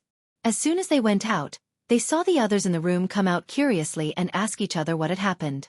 Li Yunyang and Su Chan quickly rushed to the balcony and looked out. As soon as they arrived at the balcony, they saw that Zi Yuan, Ruan Hongling, and the others in the room next door had also walked to the balcony with curiosity and surprise. Li Yundong and Zi Yuan looked at each other and looked down at the same time. They saw two people lying in a pool of blood. Their eyesight was excellent. Even in the middle of the night, with the help of the moonlight, they could see the identity of the two people from a distance. What's going on? Li Yundong's heart sank. How did they die? This is troublesome. Can't they let me have a good new year? Zi Yuan's face also tightened and she said, "Call the police." Su Chan looked at the two people lying in a pool of blood in confusion. She couldn't help but look up and say, "Strange, how did they die? Jump off the building?" At this time, Zhou Qin also followed her gaze. They lived on the 3rd floor, and this building was only 4 stories high. Was it really necessary to jump from the top? Moreover, the two screams just now were obviously from falling from a high altitude. The sound dragged on for a long time. If they jumped from the 4th floor, they would have landed before they could catch their breath. How could the sound drag on for such a long time? Zhou Qin shook her head and said, "That's impossible. He definitely didn't jump off a building. He probably fell from a high altitude." Su Chan had a strange look on her face. There aren't any high floors nearby. Even if they wanted to fall, they wouldn't have the conditions. Could it be that they took a plane and then fell? At this time, Ao Wushuang was also alarmed. She walked to the balcony and silently observed the situation in front of her. After hearing Su Chan's words, she suddenly thought of something and said, "It's unlikely that they took a plane, but it's possible that they flew up." Su Chan blinked. "They can fly by themselves?" Ao Wushuang said lightly, "They can't, but can't we?" These words caused everyone to be instantly speechless, and they looked at each other in dismay. Wasn't that right? Almost everyone here was a cultivator. Could it be that someone found the two of them an eyesore and killed them? The two of them had spoken ill words before and had offended Li Yundong and the others. For a moment, everyone was suspicious of each other. The little foxes were outspoken and asked each other, "Was it you? Tell me the truth." Leniency for those who confess, severity for those who resist. But those who were asked all shook their heads blankly. Li Yundong and the others were even more confused. Li Yundong thought to himself, there shouldn't be anyone so blind as to cause trouble for these two guys at this time. It's almost the spring festival. Why would they do such a thing? Besides, these two guys had offended me, so they didn't deserve to die. Ao Wushuang's sharp eyes swept over everyone's faces. Soon, she found that two people were missing from the group. She suddenly had an idea and quickly rushed into the room. But as soon as she moved, she saw Xueqi's door creak open. Lu Feier was wearing pajamas and standing at the door with sleepy eyes. She yawned and said in a daze, "What happened? It's so noisy." Ao Wushuang frowned slightly and asked, "Where's Xueqi?" Lu Feier looked back and pointed to the room. "Sister Chow is sleeping inside." Ao Wushuang walked to the door and peeked inside. Sure enough, she saw Ao Wushuang sleeping quietly in the room, snoring slightly. Ao Wushuang was stunned and then asked in a low voice, "Was she with you all night?" Lu Feier covered her yawning mouth with her small hand and said, "Of course, Sister Chow and I fell asleep very late. She slept like a pig." Ao Wushuang nodded secretly and didn't ask any more questions. Lu Feier asked curiously, "What happened?" Ao Wushuang pointed to the outside of the balcony and said, "Go and have a look yourself." Lu Feier went to the balcony and looked out. At this time, the lights of the whole building had been turned on. Almost every family had their heads out to look outside, shouting one after another.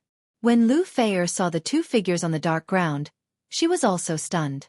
Then she turned around and ran out of the door like a gust of wind. She went downstairs and took a closer look. Lu Feier sucked in a breath of cold air at the sight. She saw that the beautiful woman who had spoken ill words before was lying in a pool of blood. She was naked, and her whole body was badly mutilated. She almost couldn't be seen. On the other side, there was a man lying. The man's head was broken, and black, white, and red parts were scattered all over the ground. But from the figure, it could be vaguely recognized that it was Director Li from before. Even though Lu Feier was an experienced and knowledgeable actress, she was still shocked. She let out a cry and took a step back. She stepped back and stepped on a person behind her. She was shocked and quickly turned around to apologize. "Oh, I'm sorry." The woman who had been stepped on was about 30 years old. She was also curious to see what was going on between the two of them. She rubbed the back of her foot and was about to scold them when she saw Lu Feier. She was stunned and said, "Hey, aren't you that what?" Lu Feier was shocked. She immediately waved her hand and said, No, I'm not that." After that, she lowered her head and rushed back. Lu Feier was almost discovered, and she was secretly anxious. She also knew that if someone found out that she had appeared in this place, there would be a lot of gossip about her tomorrow. However, it seemed that it was not a bad thing to have a scandal with Li Yundong. But soon, Lu Feier thought, with these paparazzi's eagerness to get to the bottom of things, it will be terrible if they find out Li Yundong's true identity. Lu Feier secretly regretted going downstairs to see what was going on out of curiosity. But when she went upstairs and entered the room, the little foxes immediately surrounded her and began to ask questions at once. Although Li Yundong had guessed the identities of these two people, he still asked, "Are they the two guys upstairs?" Lu Feier sighed and said, "Who else could it be?"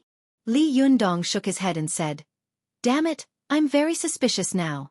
I just don't know who saw us have a conflict with him before." Lu Feier sighed again and said, "It was so noisy during the day. Who couldn't hear it?" Seeing Li Yundong's ugly expression, the little foxes didn't dare to say anything. Instead, Zi Yuan comforted him in a low voice. "Don't worry, we didn't do it, and no one will accuse us." Su Chan also said, "Yes, I don't believe that no one can find out the truth about this matter." Zhou Qin, who had been silent, frowned secretly. She held her mobile phone in her hand and was ready to call for help at any time. While everyone was talking and feeling a little worried, the police finally arrived after receiving one call after another. In the middle of the night, the flashing police lights illuminated the residential area. The originally quiet residential area suddenly became very lively. None of the families were in the mood to sleep. They were either standing on their balconies to watch the commotion, or surrounding the scene downstairs, pointing and gossiping. The first to arrive were Captain Liu and his subordinates from the Public Security Brigade, followed by the Criminal Police Unit. As soon as the police from the two departments arrived, they immediately controlled the scene. The Public Security Brigade was responsible for driving the crowd away and putting up a cordon. No one was allowed to approach within 20 meters. The members of the Criminal Police Unit took photos at the scene, collected evidence, and reported the situation through the walkie-talkie. Some high-ranking police detectives began to question and record the statements one by one. After questioning them one by one, under the instructions of several witnesses, they finally looked at Li Yundong and the others on the third floor. When Li Yundong saw this, he immediately smiled bitterly and said, "Really, if it's a blessing, it's not a curse. If it's a curse, we can't avoid it. I'm so unlucky to have encountered such a thing." Sure enough, someone knocked on Li Yundong's door not long after. Several police officers in criminal police uniforms appeared at the door. There were two men and a woman. The one in the lead was a tall man, about 1.8 meters tall. He had a masculine appearance. Although he wasn't handsome, he had a square face, which made him look rather masculine. Behind him stood a gentle-looking, four-eyed policeman. It was obvious that he often did paperwork. Next to the four-eyed policeman stood a beautiful woman in a police uniform. She looked valiant. The three people saluted when they saw each other. The square-faced policeman, who was the leader, said seriously, "Hello, I'm Hu Jian. I'm here to ask you about the case. Please cooperate with the investigation." Although Li Yundong sighed in his heart, he was still very polite on the surface. He smiled slightly and welcomed the three people in. As soon as the three people entered the door, they were extremely shocked to find that the room was full of beautiful women. They were all fat and thin, and each of them was different. If the three of them didn't know that they were not Tang Xuanzong and his disciple, they would have thought that they had come to a country of women. The first reaction of the three people was to think that Li Yundong was a greedy person, and then they thought that he was a member of the Crown Prince's party and a rich second generation. If he didn't have power and influence, how could he have so many beautiful women around him? In the public security system, the Public Security Brigade that was in charge of public security usually had to deal with people from all walks of life, so most of the policemen were slippery. Most of the cadres were good at using money and power, while the criminal police appeared to have a relatively strong sense of justice, and also had their own insistence. As soon as the three of them saw Li Yundong's attitude, they felt disgusted. The leading policeman frowned and asked in a somewhat unfriendly tone, "What were you doing when the case happened tonight? Who were you with? Who can prove it?" Li Yundong noticed that the square-faced man had fired off a barrage of questions as soon as he had arrived, as if he were the culprit. He frowned inwardly and was about to speak when Xueqi, who was beside him, interrupted him. "Who is your leader? Where is Director Gong? Why didn't he come to the scene?" The square-faced man turned his head and looked at her, his face full of displeasure. "Who are you? I haven't asked you yet. Besides, this isn't a big case. Is there a need for him to come?" Xueqi smiled slightly and said, "Since it's not a big case, why are you so aggressive? Moreover, a case related to my master is a big one. If he doesn't come, who will?" The square-faced man flew into a rage and slammed the table. Just as he was about to speak, he suddenly heard a burst of laughter coming from outside the open door. "Oh, Mr. Li, long time no see. How have you been recently?"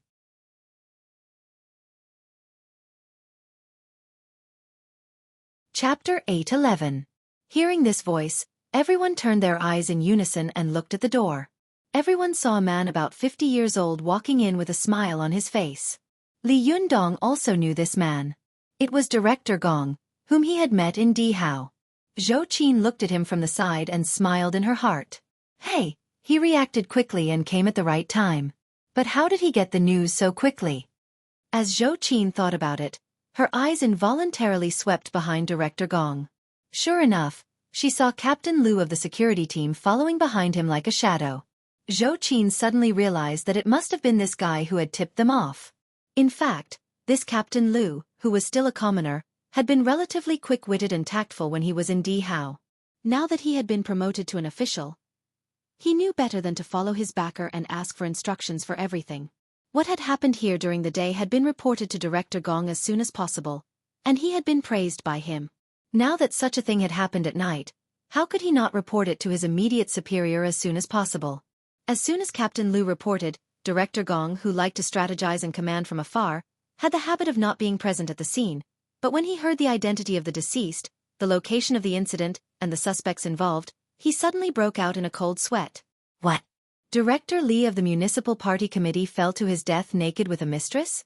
The suspect was actually Li Yundong, who had been congratulated by the governor and almost the entire Tiannan municipal government. And he was also married to Xueqi's daughter? What the hell is going on? Two feudal officials had been implicated in this matter. The power behind these two old guys was really terrifying. As for Director Li of the Municipal Party Committee, he originally had some background, but compared with these two high-ranking officials, he was like a yellow fish compared with a blue whale. They were not on the same level at all. Director Gong was keenly aware that he had to be there as soon as possible. On the one hand, he had to take the lead, and on the other hand, he had to leave a good impression in front of young Master Li and Miss Zhou. Although this was unavoidably shameless, if the two of them casually mentioned his name in front of Xueqi or Li Yuanbo afterwards, it would be really beneficial. Because of this, Bureau Chief Gong rushed to the scene immediately. His speed was not much slower than the reporters. Before he arrived, his voice reached first. The three criminal policemen who heard his voice immediately stood up and saluted. Gong Zixian smiled and reached out to shake hands with them. Then he came to Li Yundong enthusiastically and stretched out his hand with an extremely bright smile. "Child Li, I haven't seen you for a long time. You look better and better." Li Yundong smiled and shook hands with Director Gong, saying, "Director Gong, you're still as elegant as ever. Why are you here today?" Director Gong chuckled and said, "Hey, don't say that. Since such a big thing happened, I naturally have to come. I heard that young Master Li and little Zhou were involved. How could I sit still? Naturally, I had to come immediately to clear your names." As he said this, he turned to Xueqi and said with a smile, "Little Zhou, you are also getting more and more beautiful." Xueqi smiled slightly and said sharply, "Director Gong, don't speak so early. The case has not been finalized yet. We are also suspects. It's not right for you to handle the case like this." She pointed to the three policemen and said with a faint smile, "We still have to cooperate with the investigators to make a statement." Gong Zixian secretly frowned and glanced at the three policemen with an unfriendly gaze. Then he laughed and said, "What are you talking about? The confession is recorded by the criminal. Even if we want to interrogate them, we should ask the two of you to assist in the investigation and make some statements." As he said this, Gong Zixian turned his head and said to the three policemen in a deep voice, "How are your statements? You are in charge of this case. You must uphold the principle of fairness, justice, and openness. You must be worthy of the conscience of heaven and earth and the good style of the common people. You must investigate this case to the bottom. You must not let go of a criminal who escaped the net, and you must not frame an outstanding citizen." No matter how shameless Director Gong was, he would not reprimand his subordinates in front of Li Yundong and Xueqi. Otherwise, if the matter spread, how could others point fingers at him behind his back? Who would work for him? Therefore, he said such a thing in a roundabout way. His words were watertight and sanctimonious, but in the end, the focus was on never framing an outstanding citizen. But who was an outstanding citizen? Wasn't it clear at a glance? The three policemen looked depressed, and the square-faced leader's face was even more sullen. His stomach was full of complaints. "You picked these people out as soon as you came. Isn't this disrupting the investigation of the case?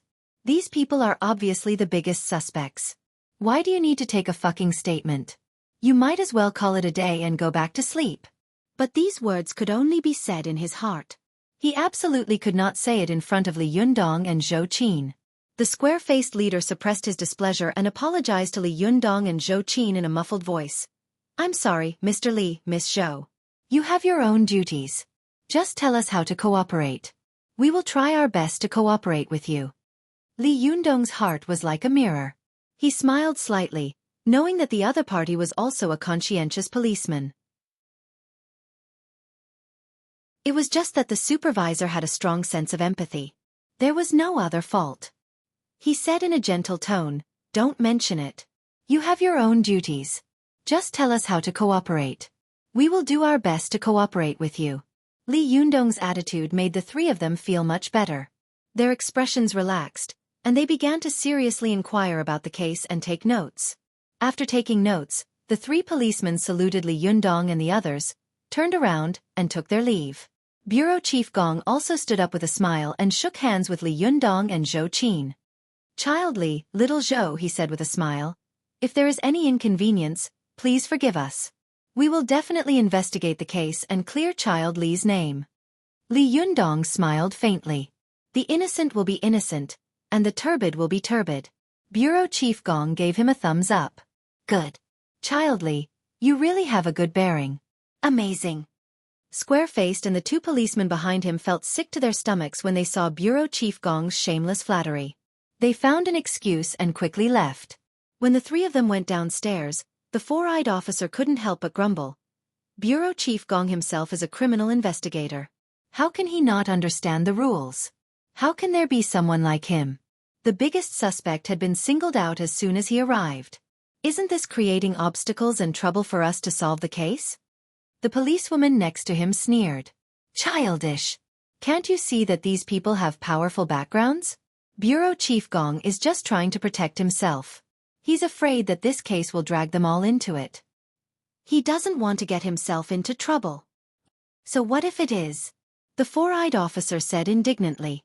"If the emperor breaks the law, he will be punished the same way as the common people.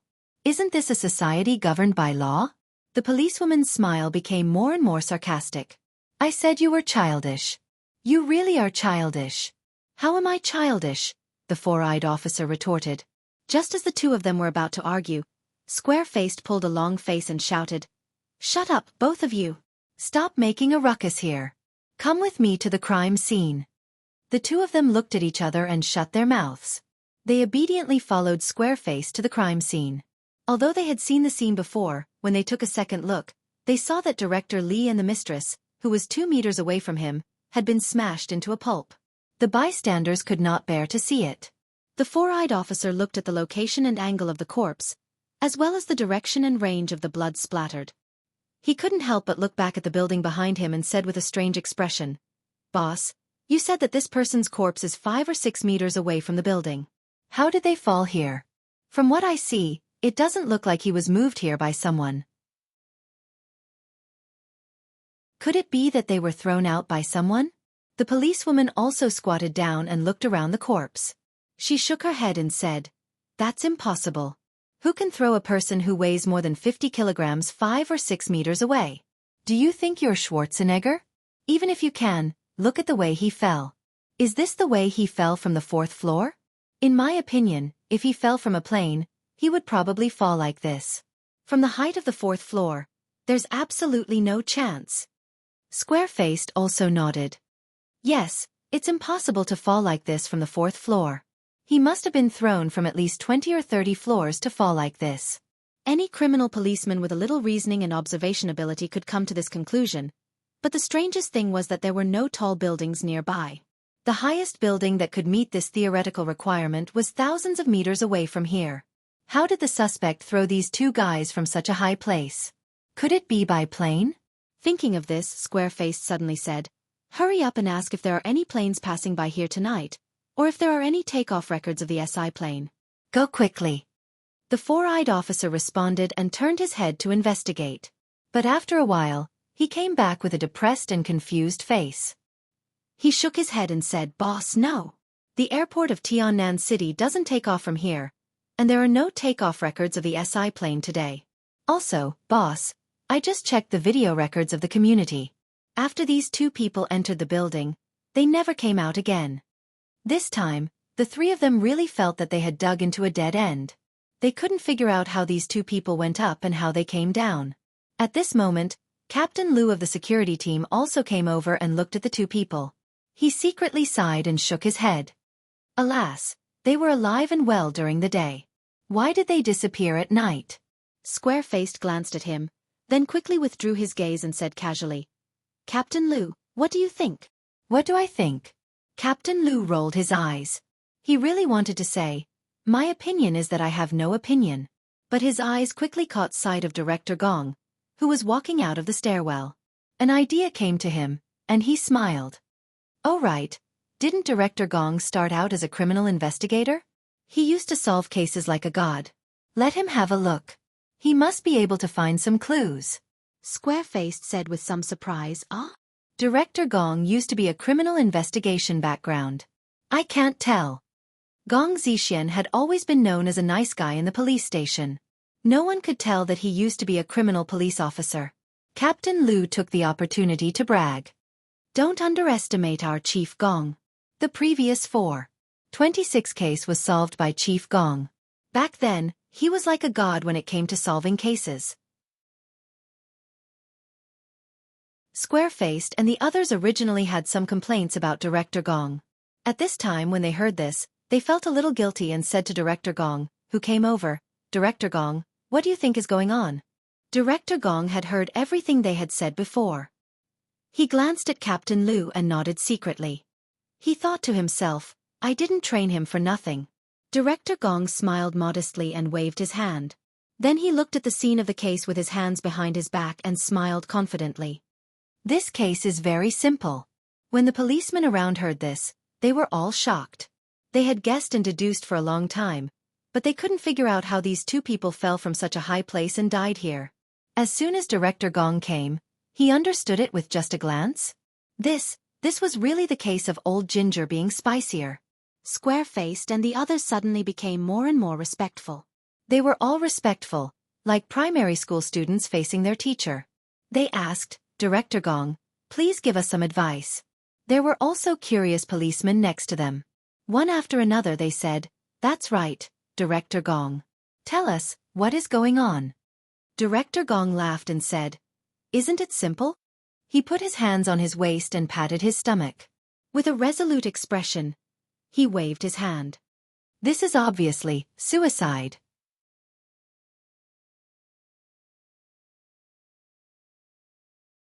Chapter 8:12.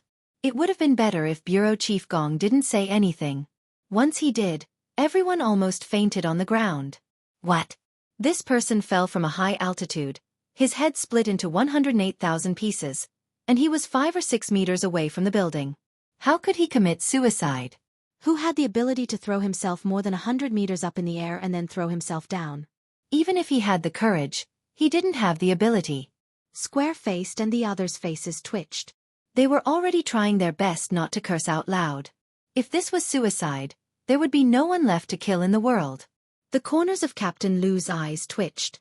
Even someone as tactful as him didn't know how to smooth things over for the bureau chief.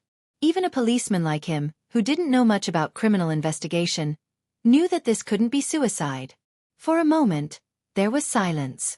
Everyone looked at each other, not knowing how to answer their superior. A policeman mustered up his courage and asked weakly, Bureau Chief Gong, how can you tell that this is suicide? Bureau Chief Gong said slowly, Isn't it simple? It's obvious that Director Li and his mistress had a conflict over money, and then the two of them fought. First, Director Li pushed the mistress down the building in a fit of rage, then committed suicide. Everyone looked at each other again, their expressions strange.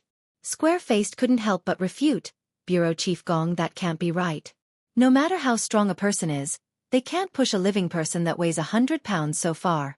Moreover, it's impossible to fall from the 4th floor to this state.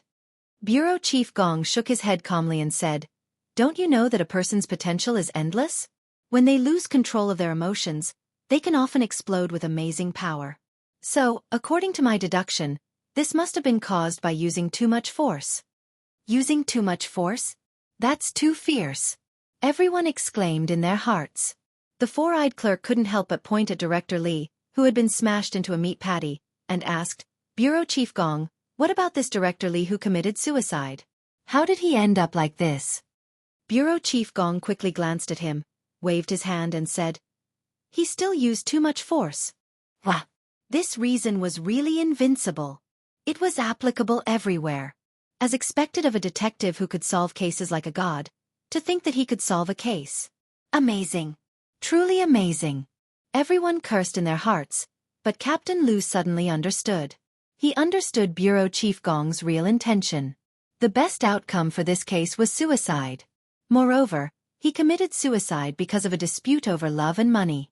In that case, everyone would be able to get away with it, and everyone would be happy. Later on, he could use this opportunity to clean up the corruption, clean up the atmosphere of the municipal committee, and make the funeral a happy event. Killing 2 birds with 1 stone. Amazing, amazing. Captain Lu sighed in his heart. Why did they say that the older the ginger, the spicier it was? It was clearly impossible for the 2 of them to have committed suicide, but they had been forcibly killed because the current situation required them to commit suicide, so they committed suicide.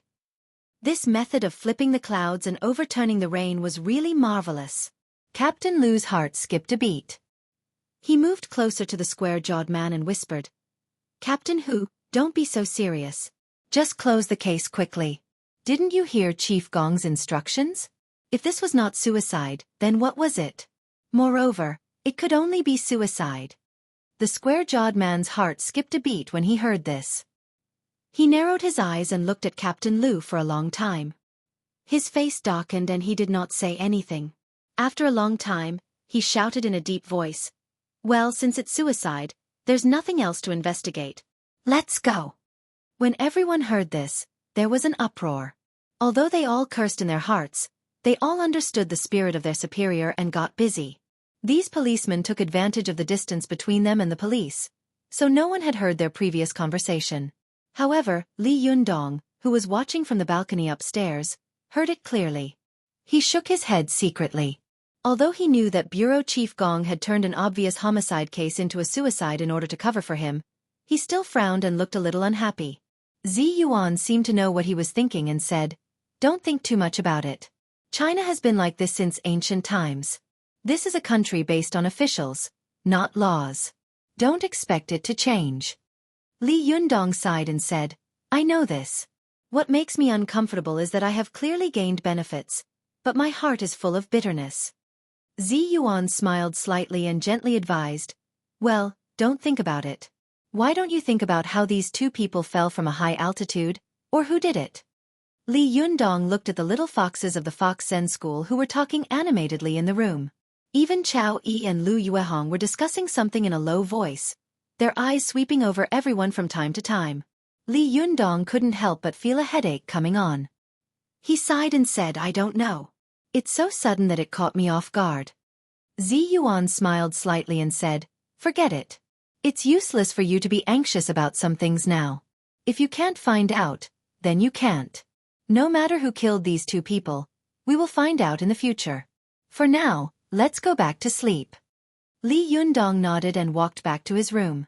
Just as he was about to speak, he saw Lu Fei coming up to him with a heavy heart.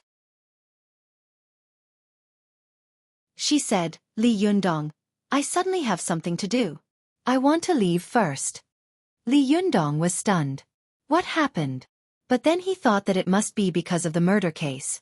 Lu Fei didn't want to be involved, so she wanted to avoid the limelight first. He could understand Lu Fei's thoughts very well, so he didn't point it out. He nodded and said, "Well, you can go and do your business first." Lu Fei looked at Li Yundong with her big eyes and suddenly said, "Don't think too much. When I went downstairs just now, someone seemed to recognize me. I have to leave quickly in case the paparazzi come to my door. I'm not afraid of being exposed, but if you are exposed, it seems that it will bring a lot of trouble." When Li Yundong heard this, he couldn't help but feel touched. He smiled and nodded at Lu Fei. "Thank you, but why are you in such a hurry to leave so late? Will there be any danger?" Lu Fei smiled and said, "It's okay. I'll drive away later." As for Sister Chowj, she turned her head and looked into the room, only to see that Xueqi had already gotten up. She was leaning lazily in front of the door, rubbing her eyes and looking at the people in the room blankly. Lu Fei went over with a smile, grabbed Xueqi's hand, and said with a smile, "Sister Chow, you can really sleep. It's so noisy outside. Don't you know?" Xueqi's face was sleepy. "What happened? I heard it was very noisy." Lu Fei took Xueqi's hand and quickly told her what had happened before. Xueqi's eyes widened and she said in surprise, "No way? They're dead? Where are the police?" Lu Fei smiled and said, "They're all gone." Xueqi's eyes flickered. "They're all gone? Just like that?" Lu Fei asked curiously, "What else can they do?" Xueqi also laughed and said, "That's true." Lu Fei suddenly sighed softly and said, "Sister Chow, someone discovered my identity just now. I think I should leave first, in case the paparazzi come over later. That would be troublesome. Do you want to stay here or come with me later?" Xueqi thought for a moment and said, "I'll leave with you first." As she spoke, she couldn't help glancing at Li Yundong, who was not far away, and her expression suddenly became a little strange. But this was only a slight expression for a moment. No one noticed the strangeness, especially Li Yundong and the others, who were all focused on the previous case.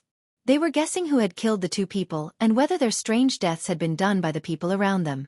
If so, why didn't they admit it? It wasn't until Lu Fei and Xueqi, who had finished dressing, formally said goodbye to Li Yundong and the others that they shifted their attention and got up to see them off. Seeing that Xueqi was leaving, Ao Wushuang was unwilling, but she couldn't find a reason to make her stay. She still had a lot of doubts in her heart and wanted to test her again. Therefore, when she went out, she took the initiative to greet her enthusiastically. She reached out to take Xueqi's arm and made a gesture of seeing her off. She said with a smile, "Let me see you off." Su Chan, who was standing to one side, looked at her master with a strange expression. She knew that although her master was cold on the outside and warm on the inside, she was actually passionate and sentimental on the inside. But even so, when she met someone she was not familiar with, she would never show such enthusiasm. Even when facing Li Yundong, she would never show such intimacy. "What's wrong with master? It's weird," Su Chan murmured in her heart. However, Li Yundong and the others didn't know much about Ao Wushuang's character. Seeing her enthusiasm for Xueqi, they didn't feel strange for a moment. They just smiled and walked slowly to see her off. Ao Wushuang's hand grabbed Xueqi. It seemed normal to others, but in fact, there was zhenqi hidden in this grab. As soon as she grabbed Xueqi, the zhenqi in her body poured into Xueqi's body. However, Xueqi didn't seem to feel it. She just held Ao Wushuang's hand and said with a smile, "Your hand is so cold. Is it because you're not in good health?" Although Tiannan City is a southern city, it's going to be the spring festival and the weather is very cold. You should pay attention to your health. Ao Wushuang's zhenqi quickly went around Xueqi's body and felt that her body was empty, no different from that of an ordinary person. She was surprised and doubtful, but she couldn't find any abnormality. She thought to herself, could it be that the mystical silver fox has really been sleeping and hasn't woken up yet? There was no clue on Ao Wushuang's face. She smiled slightly and said, "I've always been in poor health. Thank you for your concern. As for you, your body is also very weak.